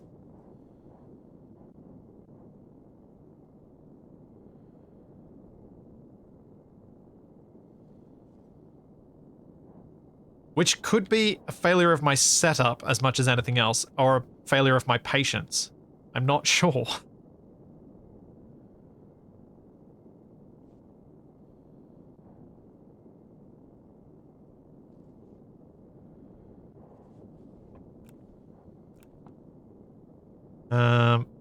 CO2 can't be used here. Else? Because carbon dioxide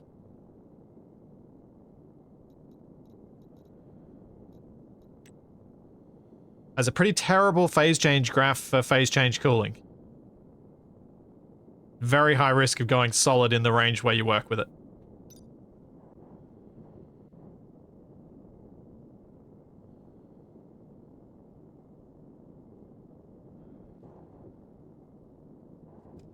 Okay. Now that I've got more capacity in there, I hopefully... I don't know how to fix this with my current setup. So, what we have as a problem is this side is too hot. And when I add more pollutant, it gets even hotter, which means that the hot gas goes in, transfers its heat to the liquid that's coming in from this side, and then makes sure that gas comes out this side, which means there's no liquid to go into the evaporation chamber.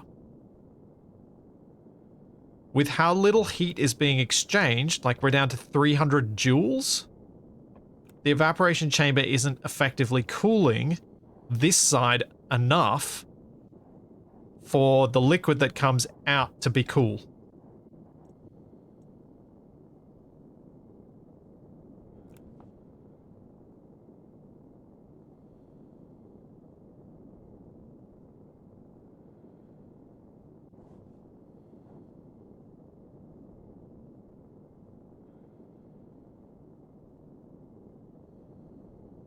Oh yeah, spare tire, that might actually be a fairly neat solution to this problem for adding more pollutant, if I add it to the other side.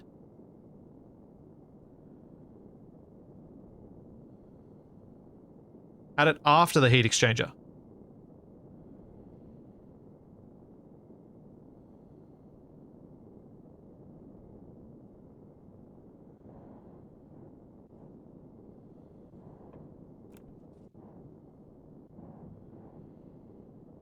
So let's briefly turn you off and turn you off. So I'm gonna have to disconnect it.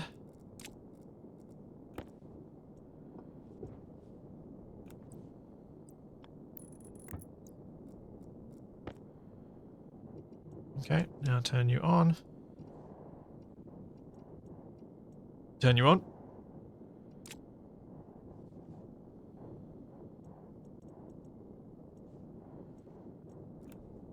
Then, need to move this pump across.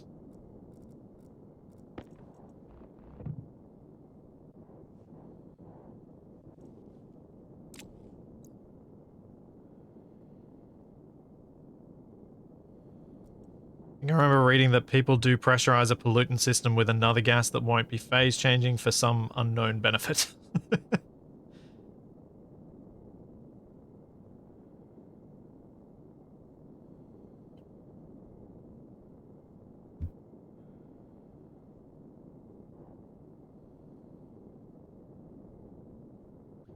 Oh yeah, I didn't think about that, Morbus, but the... I used a purge valve here. I haven't actually got any liquid, so there's nothing to transfer. Would a purge valve actually change? Does a purge valve work on pressure? Where's the valves? Or is that a special type of valve?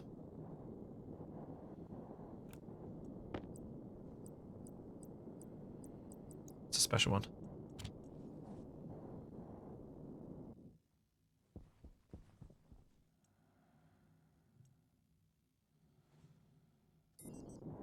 Yeah, my issue is just that there's way too much. There was too much heat here to begin with. And that's messed me around a lot. Hadn't anticipated the problems.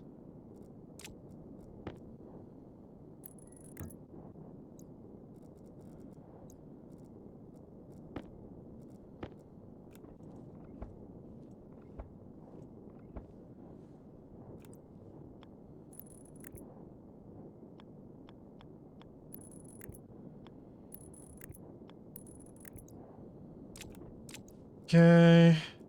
Let's bring this pipe around.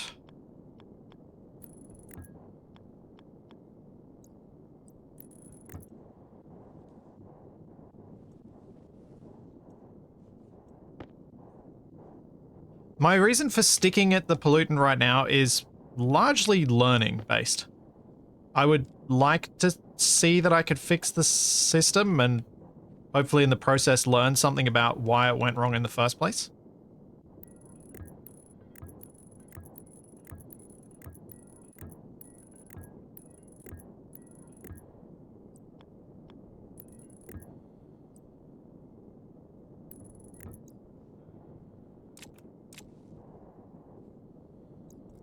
But obviously at some point you have to give up on learning and just be and give up on learning something like this and instead work on other things. Now, there's no gas here. And there probably needs to be if I want to have liquid continue to come in. So even though I'm going to put really hot gas in there, it still should come through as liquid. So that might improve my flow. Let's find out. Wow. It is instantly being emptied.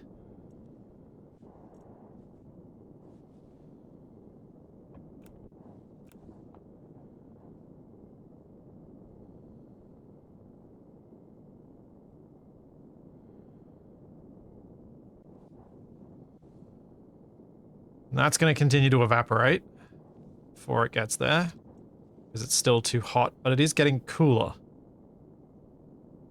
Yay! This was a good idea. Thanks, Morbus.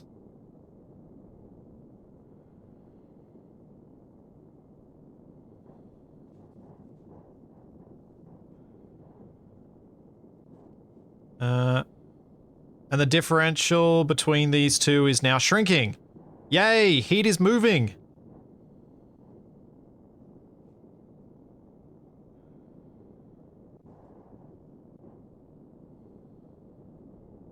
Hey!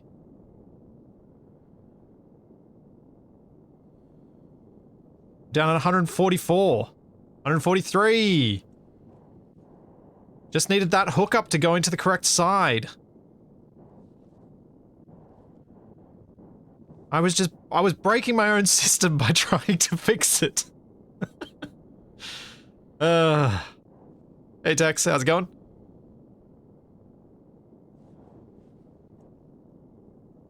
Now, before I walk away from this too far, I am gonna need to make sure that this evaporation chamber is set to a better temperature, because right now it's at an unsafe temperature.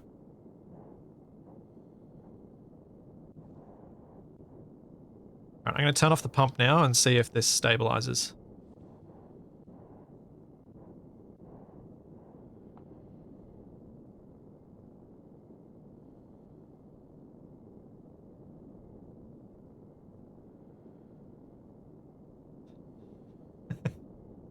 Thanks, Elemental. Oh, nice. Vacation week, Tex. Very nice.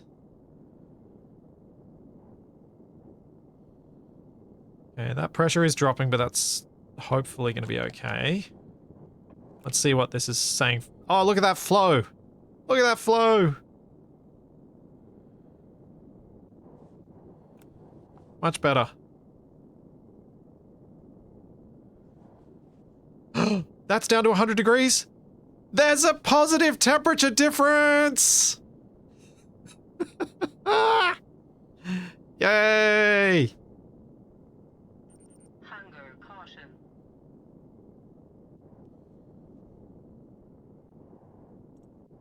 All right, let's increase this pressure. Where I was hoping to leave it and see what happens. Less latent heat, which I knew was going to happen, but maybe I need to gradually change this. I was hoping to see what... Ugh. Ugh. Ugh. Okay, that's gone really bad. Let's do this more gradually then. Because apparently we still need to do some work.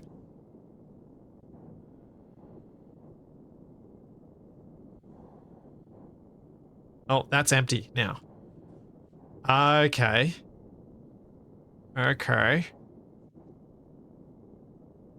So I might need more gas to run this at a higher pressure.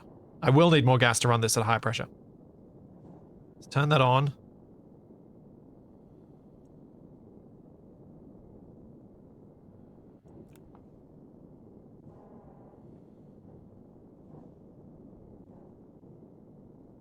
.99, 4.99, but it's only 111 degrees, which should have a safe pressure of converting to liquid.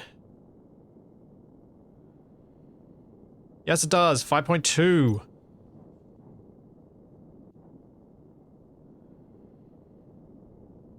See ya, Shadow Drake.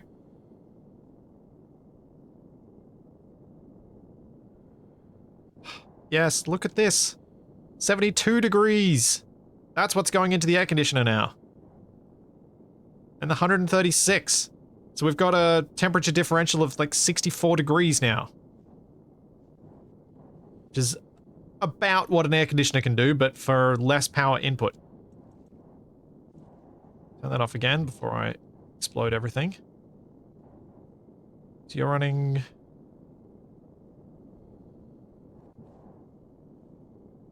Your pressure's dropped because your temperature's dropped even further.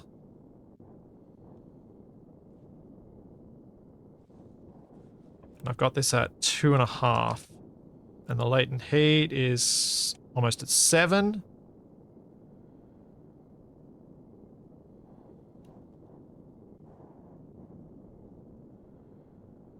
The pressure in this is actually going up now.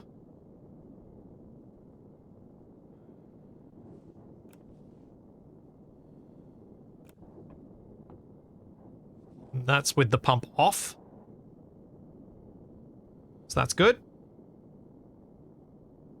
It just took that little extra kick in the right place and things have mostly settled down. I'm probably still going to need a safety on this because that's already up to 5 megapascals.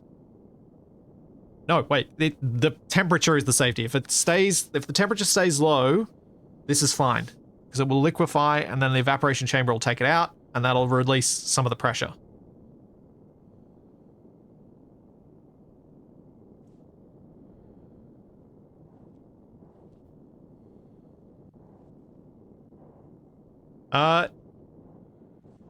You reckon the condensation chamber is working faster than the evaporation chamber?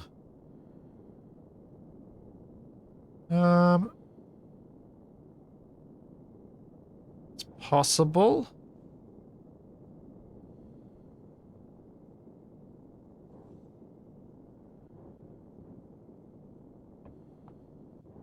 Alright, I gotta deal with this quickly, because that's about to explode. Wait, I just turn everything off, this should be okay.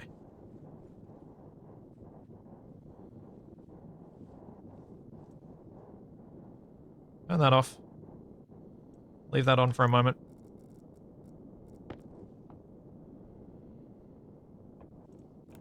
Turn that off.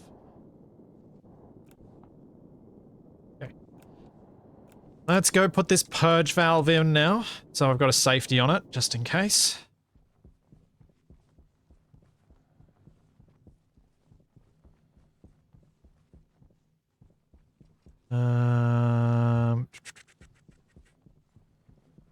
Which kit has that? It's not that.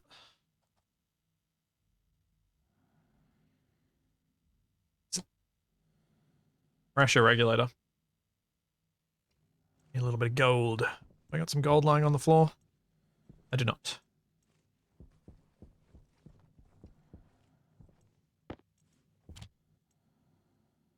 You can just smelt that. Don't need much. How much do I actually need? 1. Okay. Stop. And start again.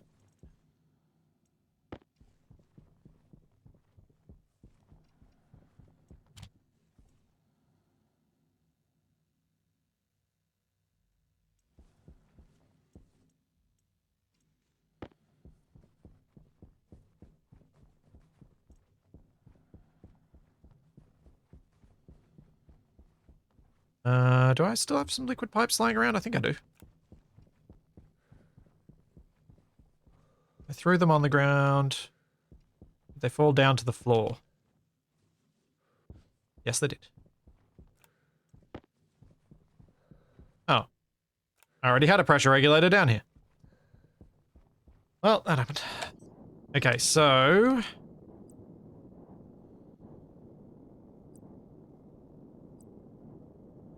Pressurant valve, purge valve. That's what I want. So the purge valve goes there. I connect the liquid pipe up to that side. I then run the gas pipe around to there.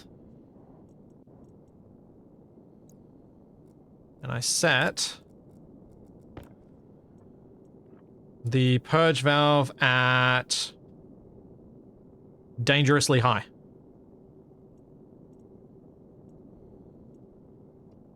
But hopefully, because I want it to be high enough that it keeps the pressure in the system high, but not so high that it explodes. Hopefully they can work fast enough that that's not a problem.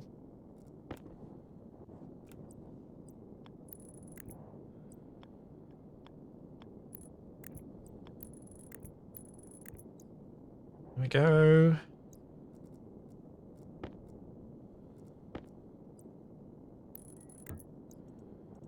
That goes on there.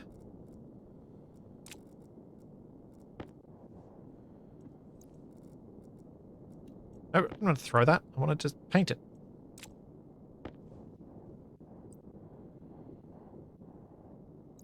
Well, I don't want to make this messy, but I'm going to have to temporarily. I wanted it to just be a nice little loop that kicks back there. Do I need my extra loop anymore? I'll just get rid of it.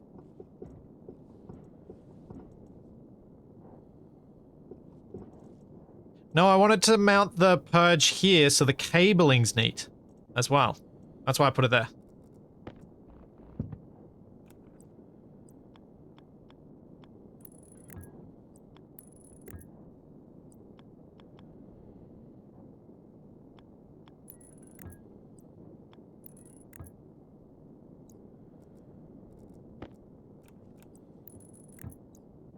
There we go.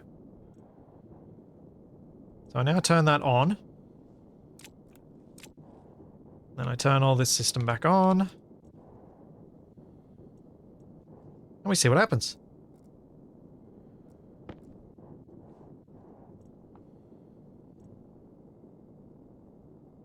We see if this stabilizes at 5.5.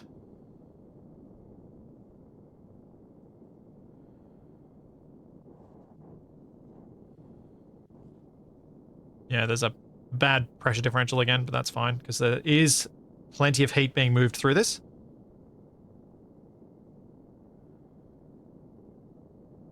Set it to 5 to see results now. Yeah, that's not a bad idea. Instantly 5.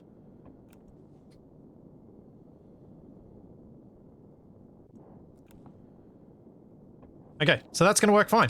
We have a safety. It's not going to explode. I can just leave it now. Let it do its thing. Because it's already moved that heat across. And it should...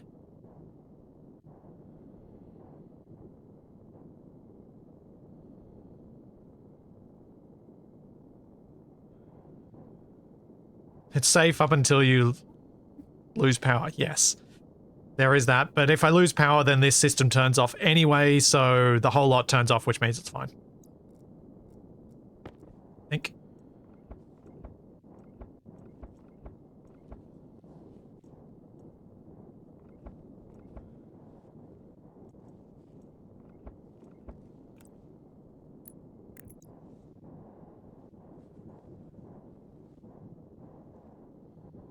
All right. Hydration critical. Let's get rid of this pipe. Take the extra inline tank off, see if the purge valve is quick enough. No.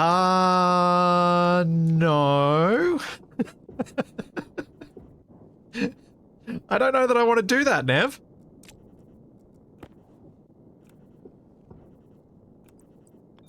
Hunger critical. I do want to take the extra pipe off, but I thought if I'm going to do that, I would drop this down to 3, then take it off, then put it back up.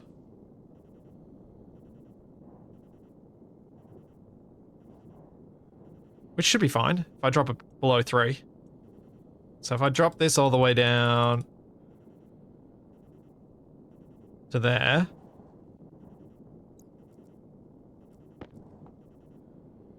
Once this is dropped below 3 megapascals, which it's not doing very quickly at all.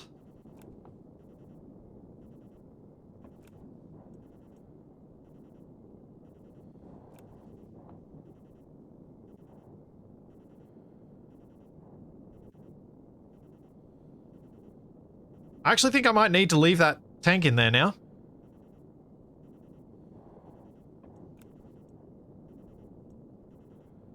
It's part of the system now. It's staying.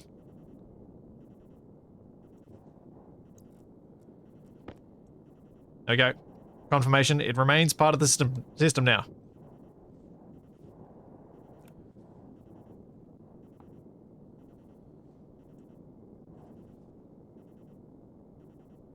Yeah.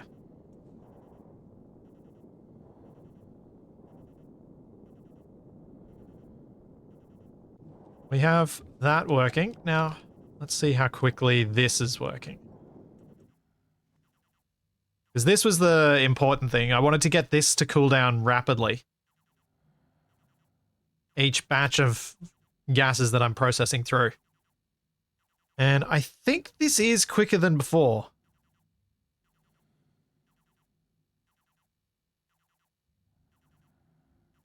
I know it's not going especially fast, but I think this is quicker than it was going before. I really wish I had some way to tell. I probably did, and if I looked at a previous save and saw how much heat exchange was going on in this thing,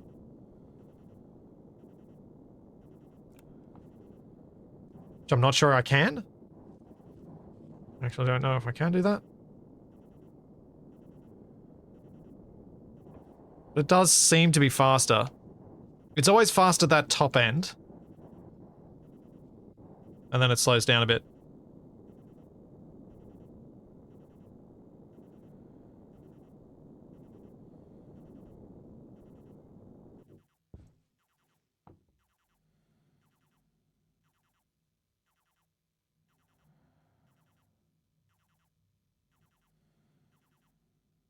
Yeah, I still think this is a bit quicker.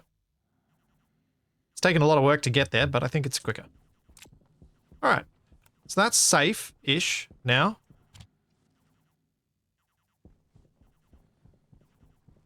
Am I producing any water yet? No, I am not. I have stores of water, but I don't have any production of water.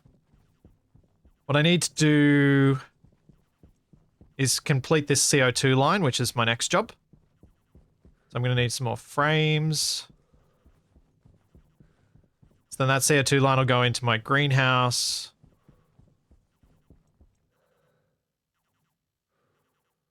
And then I can start looking at other things like that. But I wanted to get the greenhouse pressurized to a level where I then could consider opening up this airlock so it's not an airlock, but instead writing some sort of script to make it a safety airlock. So it closes if pressure is lost in here or if something bad happens on the other side.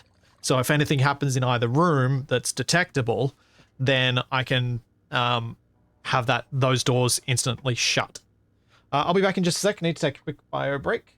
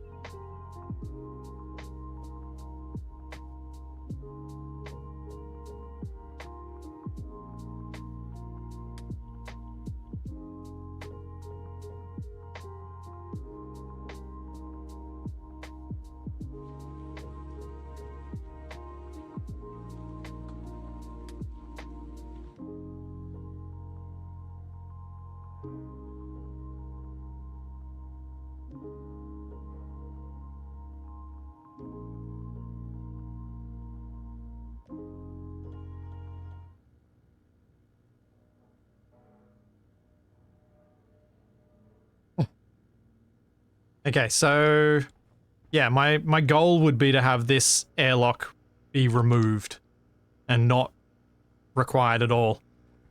Because it'd be nice to be able to just walk into the shared space. Though, maybe it's too soon to do that and maybe I'll just manually deactivate it. Because obviously this eating room is pretty small. I probably want somewhere a little bit bigger than this.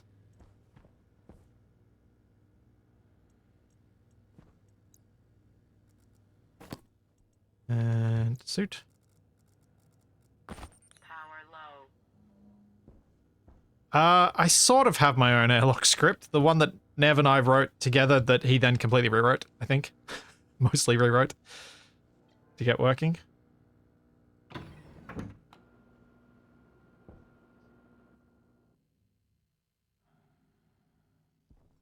Nev's been thinking of adding a pass-through to the Terraformers airlock script, but my game didn't get far enough to it yet to actually do it. Thanks, 39. Thank you for the prime sub. Alright. Frames. Need frames. No, not farms. Frames.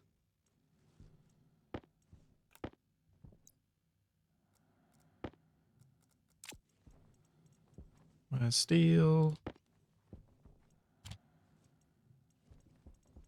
And we've got not a lot of steel left. Okay. Thanks, Twipped. Thank you for 7 months.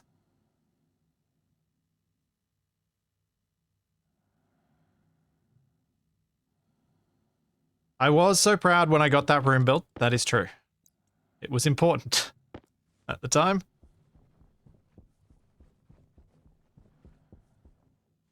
Oh, awesome, Nev. Yeah, I would like to toy with that script. Probably not today, but yes, I will definitely be wanting to mess with the scripts that we came up with. Because at least on that one, I feel like I semi-co-authored it rather than it being completely someone else's work. Regardless of the extent to which that is true. It feels that way. Now, do I want my tunnel to be deeper? Because I've got it deeper over here.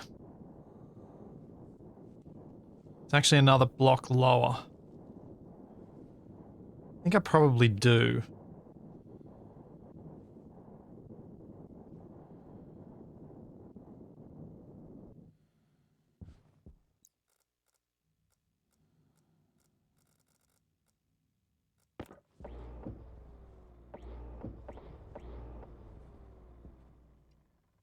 Oh.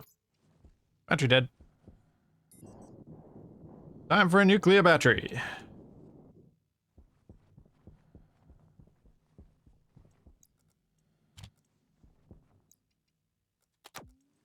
I still got batteries on the floor over here? Yes, I do.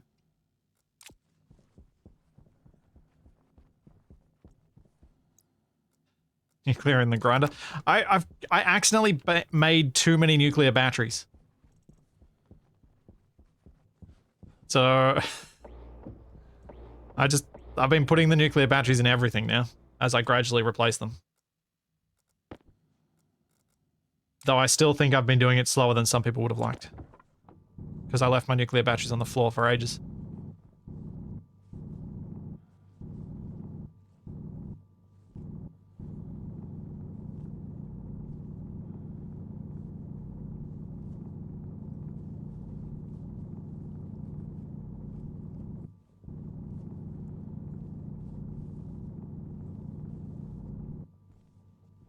Alright, I'm just thinking now, do I actually want to make this piping go across here and then line up with this?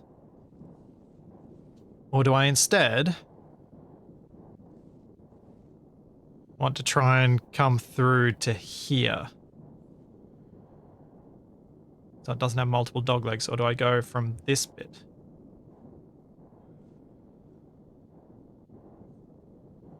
Maybe I go from this bit, since these are already kind of straight on.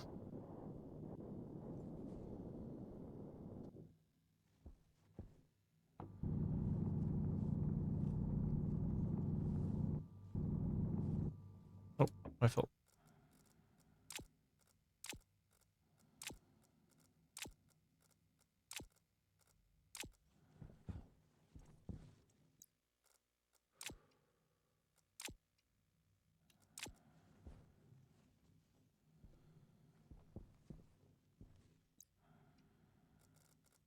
Maze of twisty passages. There is something appealing about the maze of twisty passages. I do like twisty mazes for maintenance tunnels. There is something fun about it. Why have I got some... When did this... Oh, I think I know when this happened. I think a lot of these might be from the explosion.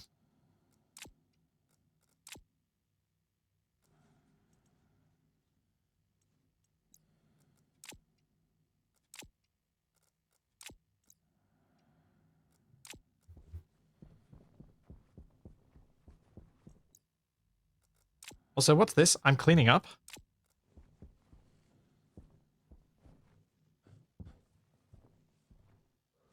You know what? I do want the main line to be relatively straight so I know where I'm branching from. Much as convoluted tunnels is fun, having it too convoluted is a problem. But if I go from here... Maybe if I try and go... Yeah, actually this can work. Oops, don't throw the thing. I go straight through this bit at this point. That should work.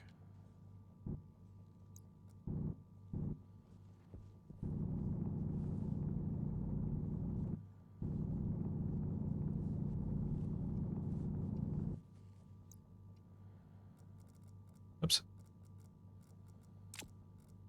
It's full so quick.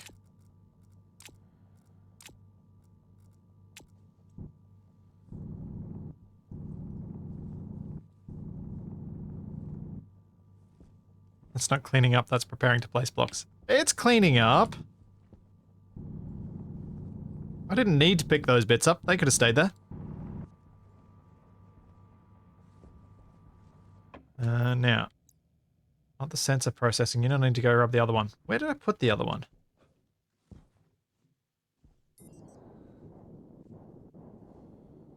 Left it somewhere. Is it up on the shelves in here? That's where it is. Whoop. Turn myself around.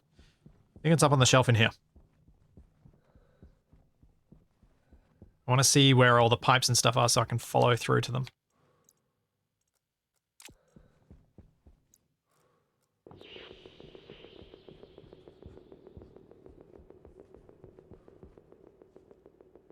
I think it's those. No. Is it those? Yeah, it's those. I'm pretty much there.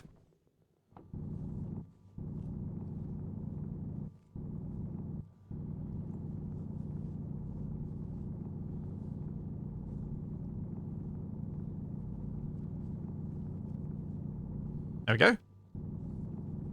Man, these are handy for lining yourself up.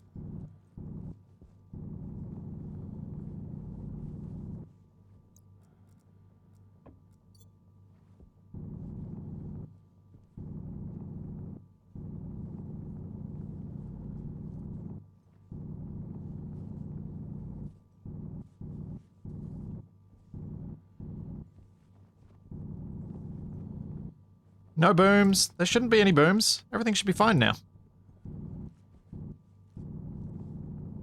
Although I am in vacuum, so you won't hear any boom. There'll just be suddenly fire and objects flying past at high speed. Or suddenly there'll be sound. That can happen too. It's like, why can I suddenly hear things?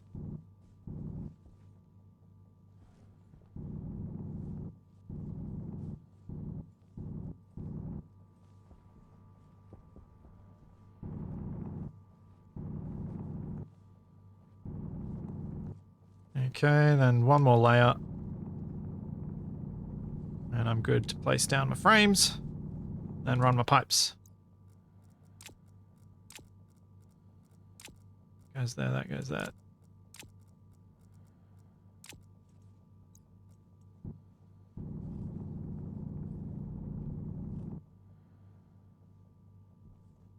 Zach, this is a completely different save. I'm on a completely different planet than I was on with the YouTube series. Because that save was dead as a doornail. Was surprising it survived as long as it did, to be honest. I attribute that longer survival than expected entirely to Nev's magic with... Nev working his magic with it. And keeping it functional. Because he fixed the terraforming mod on a number of occasions for us.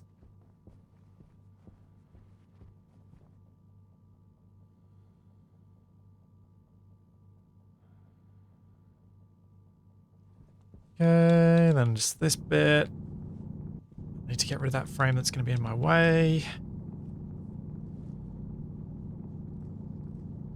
And then I'm going to hate to admit it, but the size of the maintenance corridor that Capac made us build on Mars was probably a better size than something small like this. Even though it took way too much work to put together. It did make it really easy to do piping that looked neat.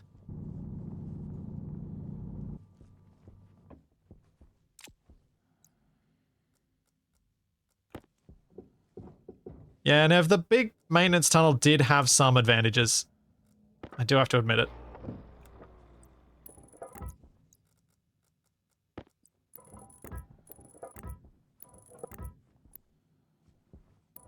But it did have that pain of how long it took the two of us to empty that space out. So we had a 3x2 corridor. 3 blocks wide by 2 blocks high. Which is really it was too big. It took us way too long to sort out.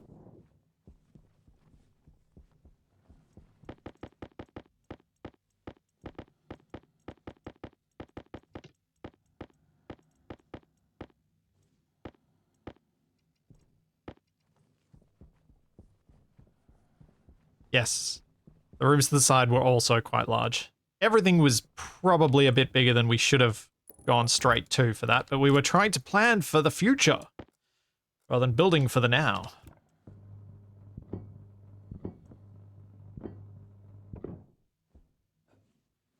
Oh no, powered vents were a thing, and powered vents were still slow.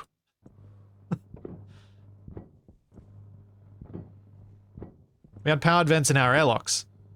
But yeah, the powered vents for a volume that large, it's still... Getting it down to true vacuum is hard.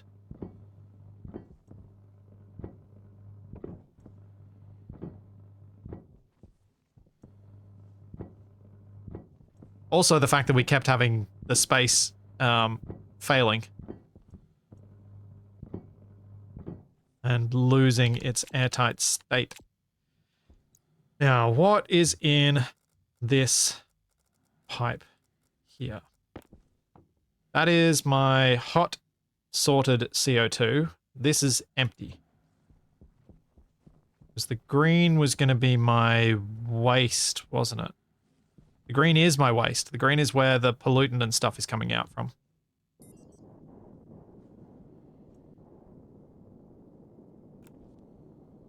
Okay, so what I probably can do is get rid of this filter and put all that CO2 back into my main network and just let it get sorted again. Because it's hot and I don't really want to put hot gas in.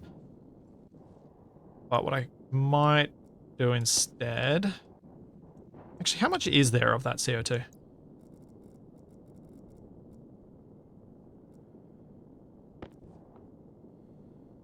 $2,200 moles.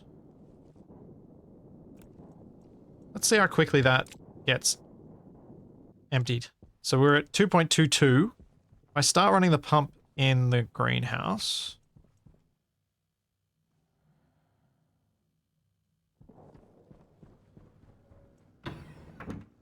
Spare tire, as mentioned, the save died, so the terraformer's save will not ever return, no.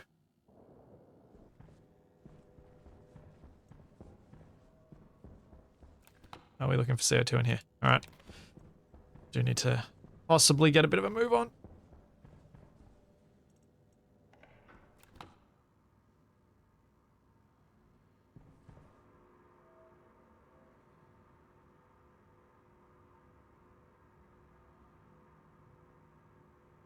Okay, so I've put like 10 moles of gas in, and we're already at 33 Celsius.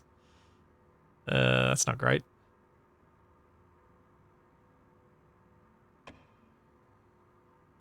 Ah, turn off. Yeah, I think I might be better off just dumping that gas. It's just too hot to work with for this room. Actually, maybe it's just getting hot down here. We're already at 30 degrees upstairs.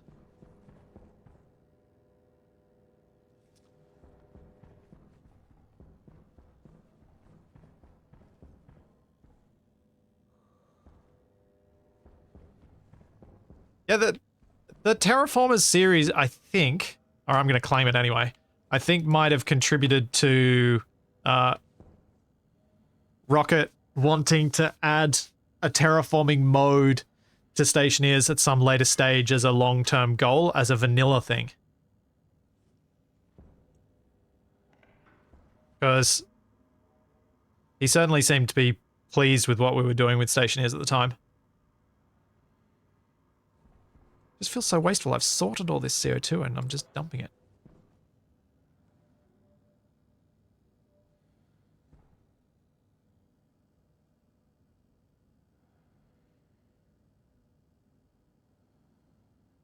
Cadet, this is mostly vanilla. I've got a couple of mods that are decorative only.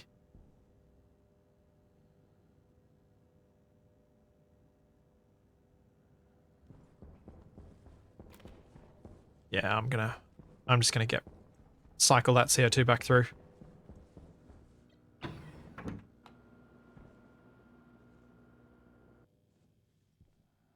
Just put it back into the waste lines and get it sorted and cooled properly. But what I need to do first is disconnect the tank from that pump, and then I'll pump that to vacuum, and then I'll connect it up to my cold CO2. It's only a bit of wasted power and a couple of filters. It's not a big deal.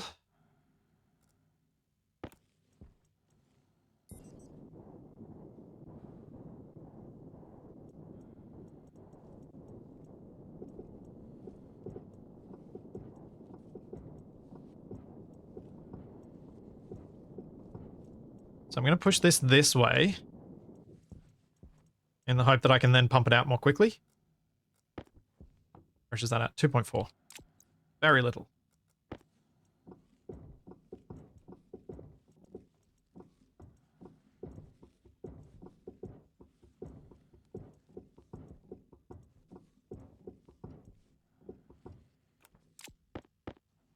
Let's make sure I'm not pushing this up faster than I think. 3.34. Cool. I don't think I'm going to be able to pop this unless I push it into just a couple of segments. Annoyingly, this means I have to relay this pipe doing it this way. So I'm going to stop there. Because I'm actually making myself more work. What is in that pipe? Oh, that's my cooling pipe. Right. That one needs to have some blue on it. At some point. I'm going to go turn that pump on and evacuate that line.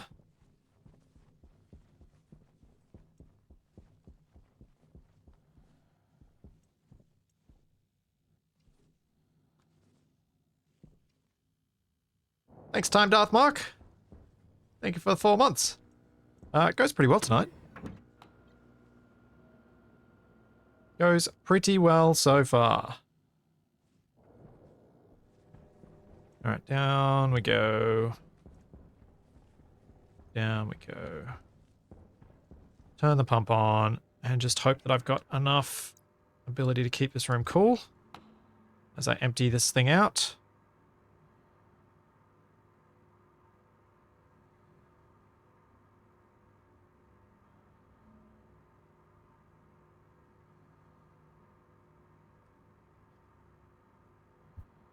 Hot potato, yes. I don't think I'll cook my plants. Remember, I've got a non-insulated liquid tank in here. So at least a lot of the room heat gets into the water. So the water kind of buffers against the room getting too hot too quickly, which was intentional design. And this thing's almost empty now anyway. So we're good.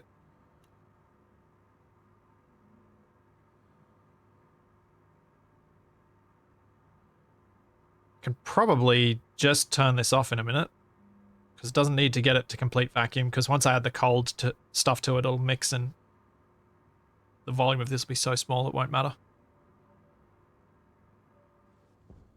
Where are we looking at? 24% CO2 and 47.4 kilopascals.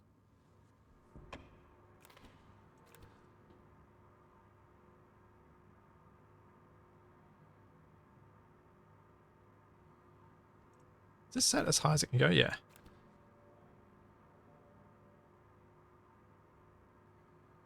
That'll do. Let's go connect this up to the cool line. Then I can pump cool CO2 in here. Yeah, the temp stays pretty stable in here because 1, I've got an air conditioner running, cooling this room, and 2, the room's big, and 3, the room's connected up to a water supply that is also putting that heat into it.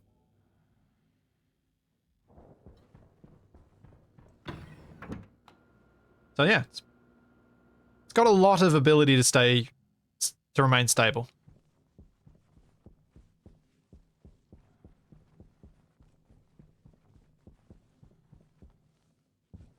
Okay.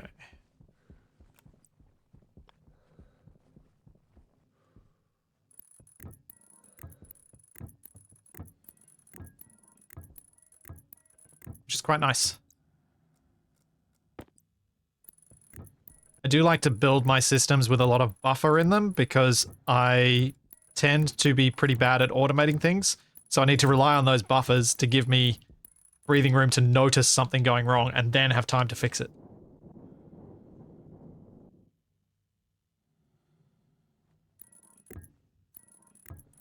Because I'm just bad at automation.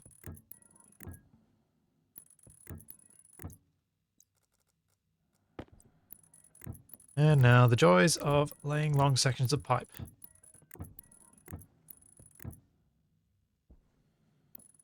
Just something that I think would be a nice addition to the pipe thing, if we had an option that was a 5 long section straight.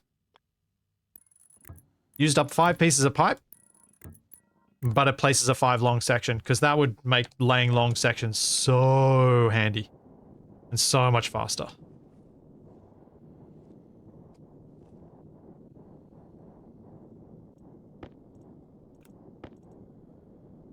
And we got no more pipe around here. That's fine.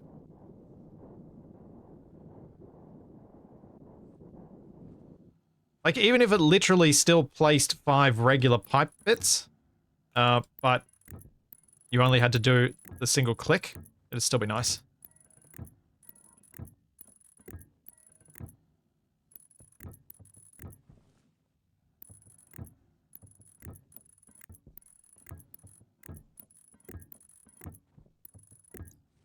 Alright, where's some more pipe sections?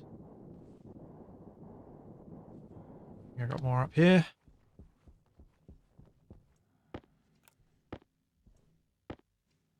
Oh. Wow.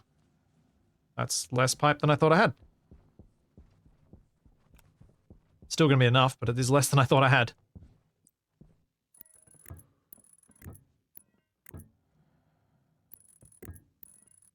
Yeah, I've thought about adding the Zoop mod, Nev, but I keep seeing people in the Discord running into problems, and I don't know whether they're running the beta and having problems or not, so I've just kind of kept myself away from it.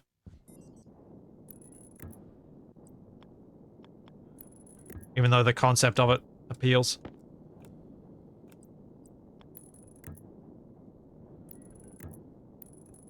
Okay, we are connected. Now, what does this say in terms of CO2 in there? 18.6 degrees. Fantastic.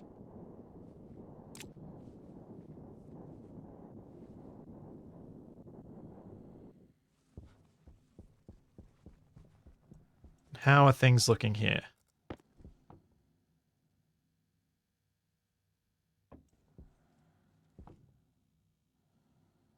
Well, we're slowly processing. This side is down to 35 megapascals. That's what I should have been checking, the process on that. So I think I set this to go to 30, didn't I? Before then this side can turn itself back on? Yeah, 30. So we're close. We're close to the system actually running again. Fully.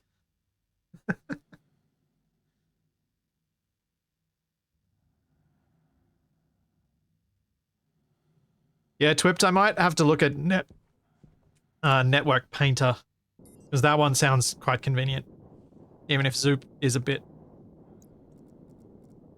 borderline in terms of stability for me to use on stream. Hooray! Low. Things are working. So we've got 84 degrees on that side.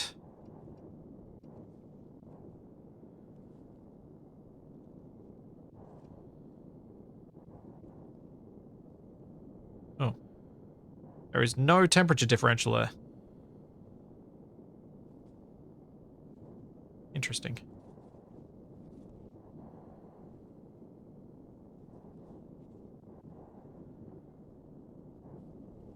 It is providing cooling, though.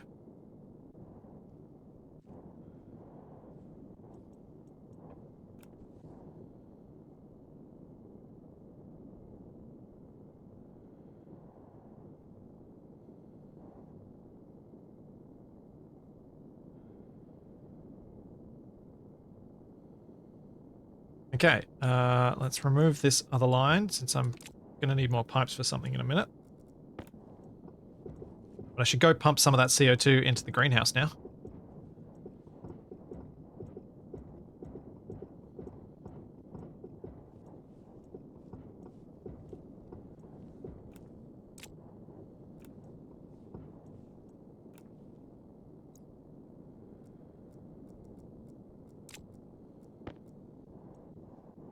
Okay.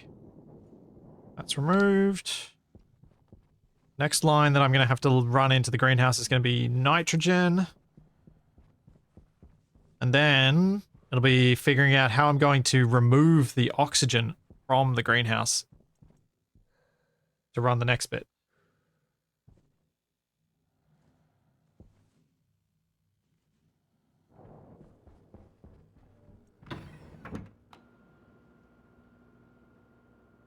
But at least my plants, for the most part, won't die now. The soybeans are growing okay, though. But they're going to get stressed with the nitrogen soon.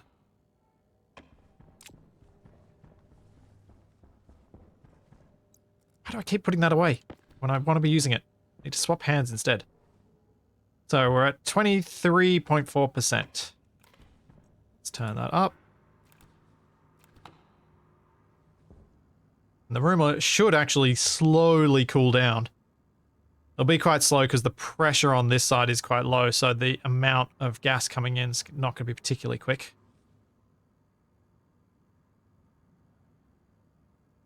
I might be able to just leave that running for a while.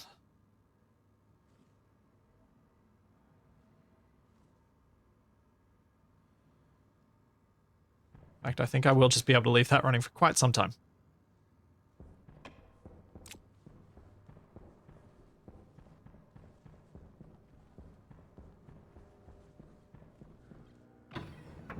Well, for the air system, I'd like to try and come up with something that's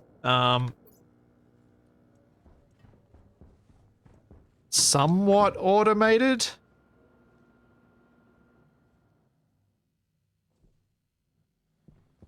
But I haven't really thought through how.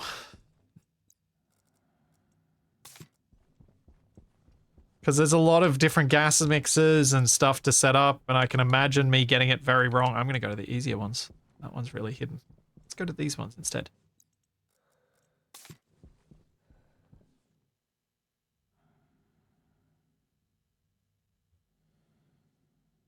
Because I need to have the CO2, the nitrogen, and the oxygen balanced in the right way.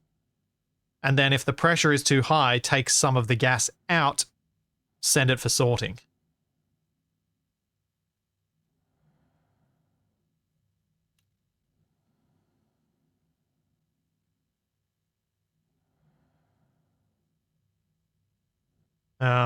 That's my thinking of how I will do it, I guess. So, need more pipes, which means we need more steel. How much steel do I have in here? 34 grams, yes. Right, let's make some steel. What have I got in terms of resources?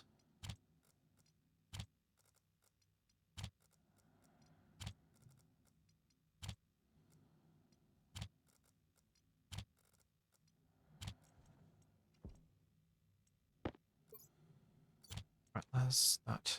No room now. That rings a bell.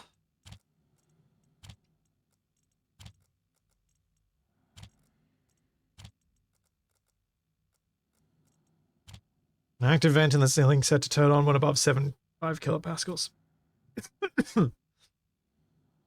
Yeah, guess that could work.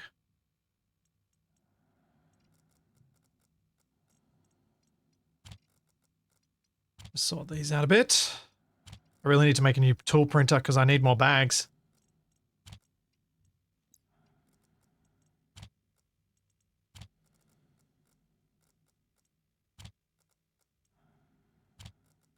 And I need a recycler. These are all things that will eventually happen. Probably, maybe, I'm sure, I think.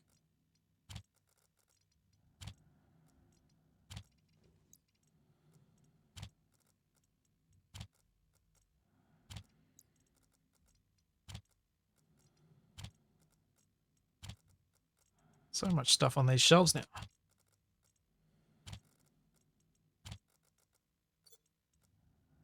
Okay, so I need that. And go make some steel. So what pressure have I got in there? Not very much, so let's chuck some coal in. How much steel am I going to make?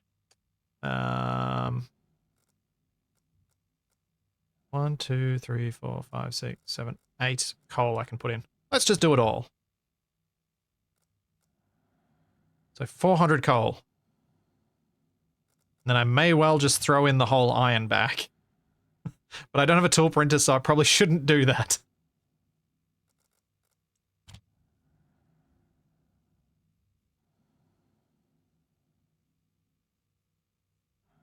I know what alloy I was trying to make with the reagent in the left locker. I don't recall, but I do know that the reagent has something else mixed in with it, so I won't be able to make an effective alloy from it. I can't put it in.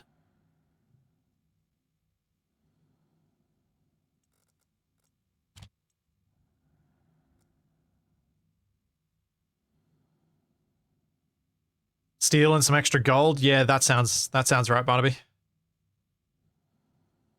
Sounds like something I would have done. Yeah, centrifuge is absolutely needed for that. Which I would set up with a recycler anyway, so. Okay. Now is the iron going to process? Yes, good. So now to put this entire backpack in.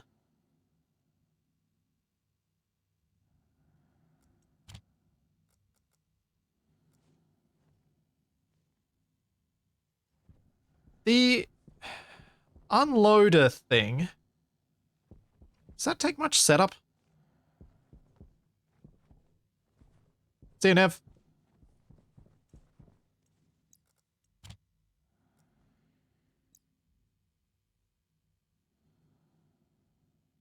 Because I'm thinking of setting one up here just to do this so I don't have to sit here and babysit it. Because then I can just make up a backpack with the alloy, the materials for an alloy I want, put the backpack in there, and then manage the temperatures and pressures. You'll need a sorter with it and a computer. Oh, alright. Otherwise it'll just send the bag through. Yeah.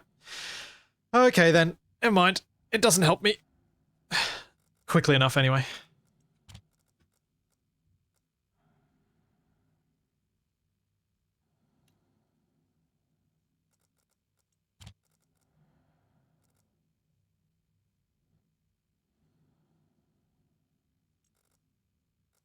Yeah, I could put some chutes on the furnace as a simple thing to do.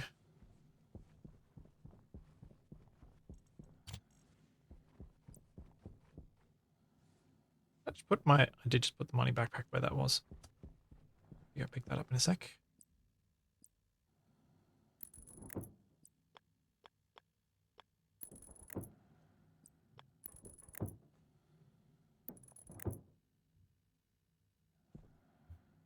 Oh wait, these should probably be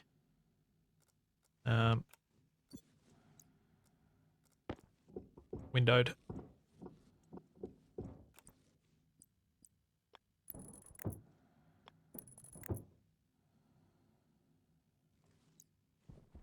Because if they're not windowed, I won't know if I've left something in them.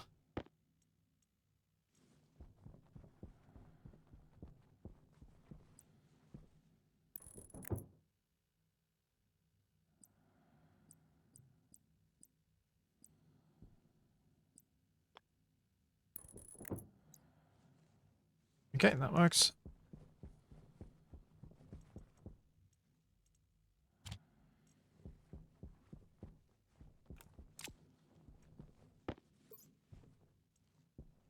Now, I can do this. Oops. Ah. Perfect. Of course that's what happens.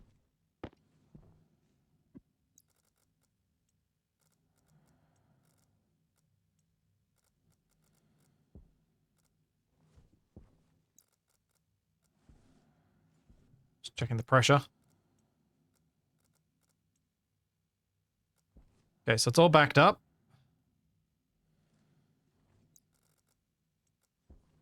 This will speed things up a bit.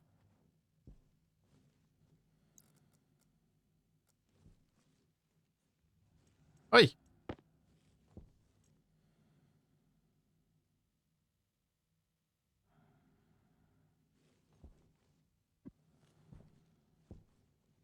Okay, 1 and 2. There we go. All queued up. Just gotta wait till it runs out of temperature, but I think the temperature is going to be staying high enough to process it. Hopefully till the end.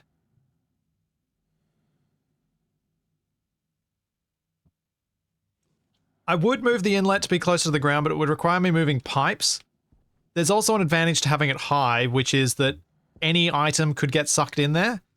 And if I prevent that from happening, then I prevent any... That's probably better. So it's probably good to prevent that from happening. Because I don't really want just any old item getting sucked into the inlet.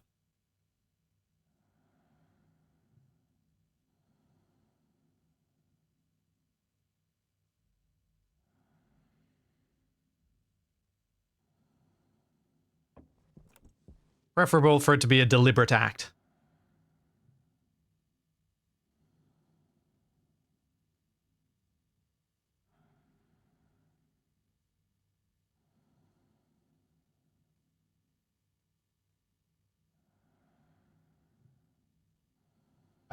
I think it's preferable for that.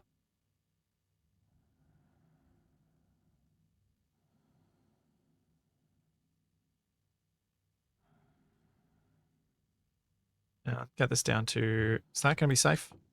Yep, that's safe. Let's just vacuum the whole thing out. Put a tiny bit of hot gas in.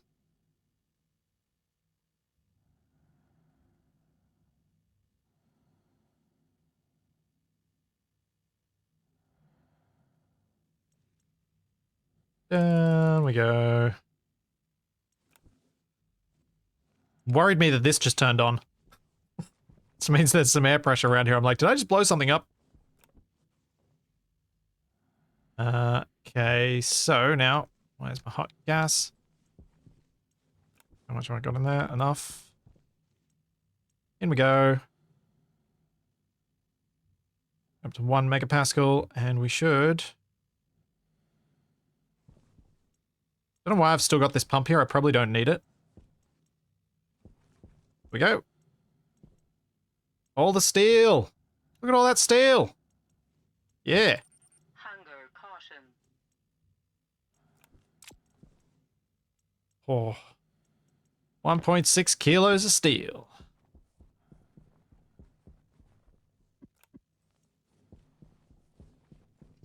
Then I need to make up a whole bunch of silicon for the rest of the pipes as well.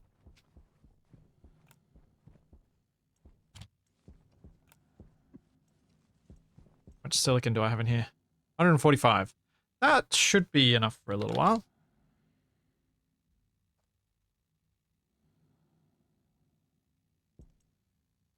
We'll get those going.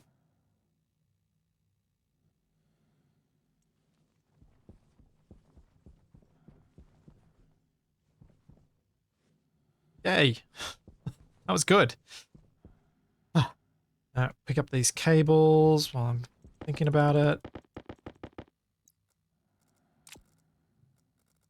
Perfect stack.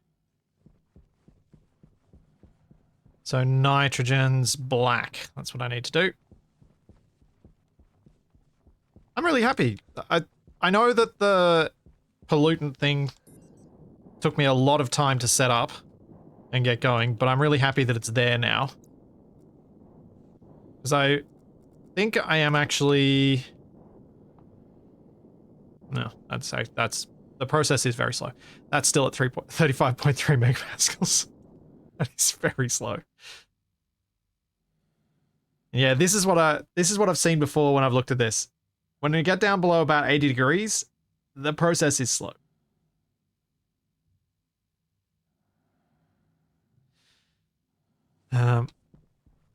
Actually, while the furnace is hot, I should shove a bunch of silicon in there. You're right.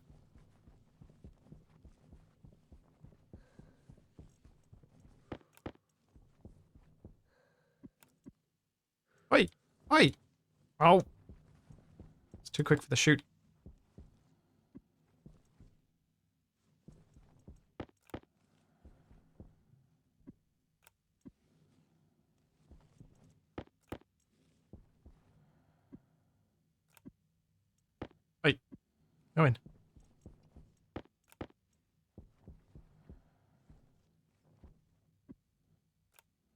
I mean, I've got enough volatiles in ice form right here that I could do a gas-powered furnace rather than my heated, but I've focused so much on making these things electrically powered that that would feel very strange to do at this point.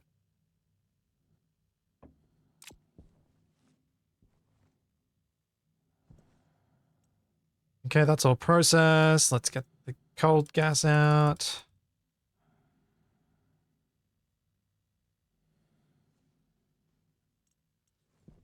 Get some hot gas into that line. I really should just remove that pump. Let's remove that pump. It doesn't need to be there. It is unnecessary complexity.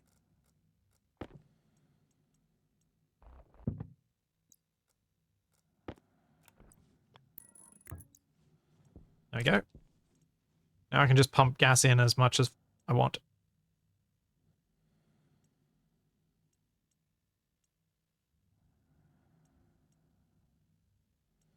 Hooray! Silicon. Need to set up my little splitter again.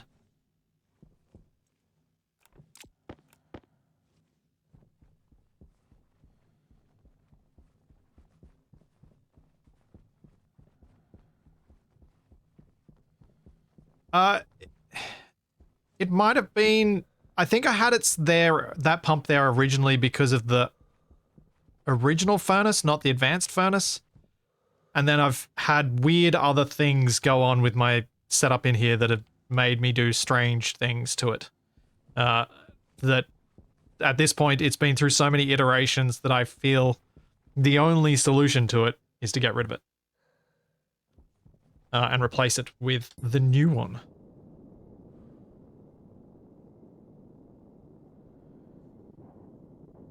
Where's my black spray paint?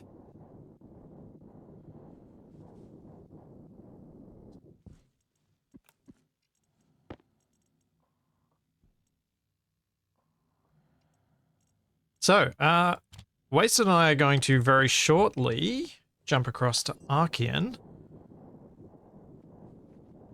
And hopefully, since we tested it the other day, everything works as we expect. Because we did test it. We actually did test it.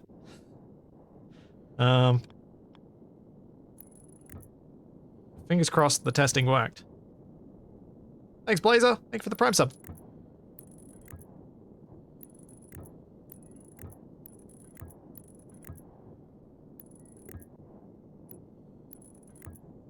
I try to be prepared for stream, Shadow. I try.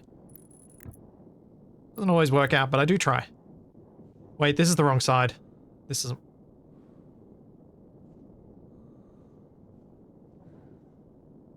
That's not good.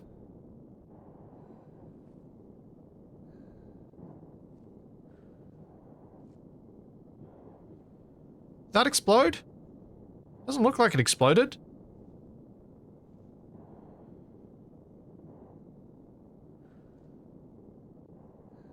The sandstorm's just visible inside?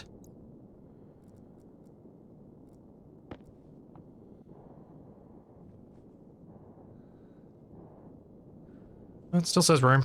Okay. I'll just ignore that, I think. Is my best option.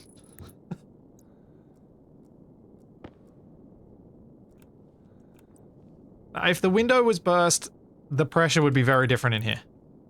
So I know the window hasn't burst.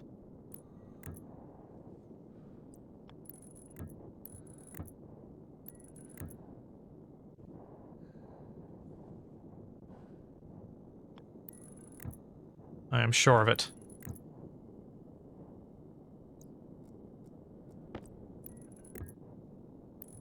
Yeah, and it's not moving me around as well. I'm just getting visual effects coming through. Because of the size of the storm effects.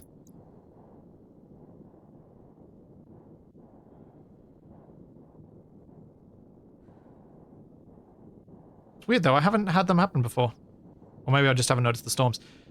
Now, have I done something dumb? And should I have put that nitrogen line on the other side? Probably should have, because I don't really have a space on the side that I put it on. Hydration critical. That's going to be fun to figure out.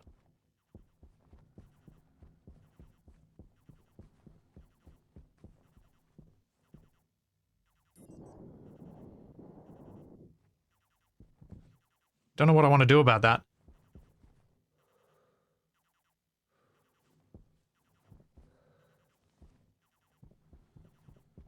Might just redo the other lines, because the other lines weren't really planned. They were just dumped.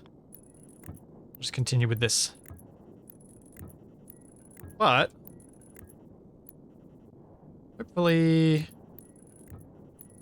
it won't be too hard to fix.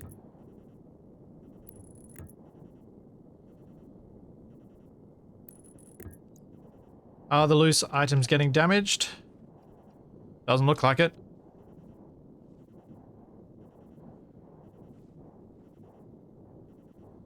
Did I go outside at all this stream? No, I haven't. I have been entirely indoors.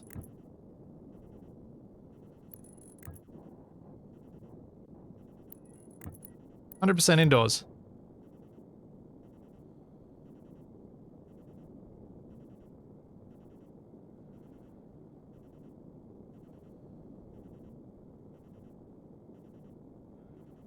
Just checking something with wasted.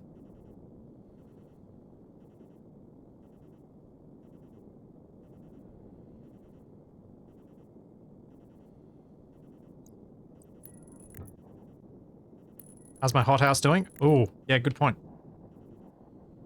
I should check on that pump.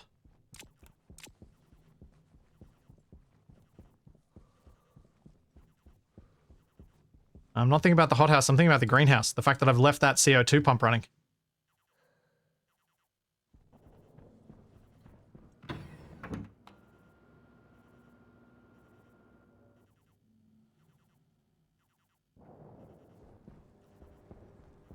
That's okay.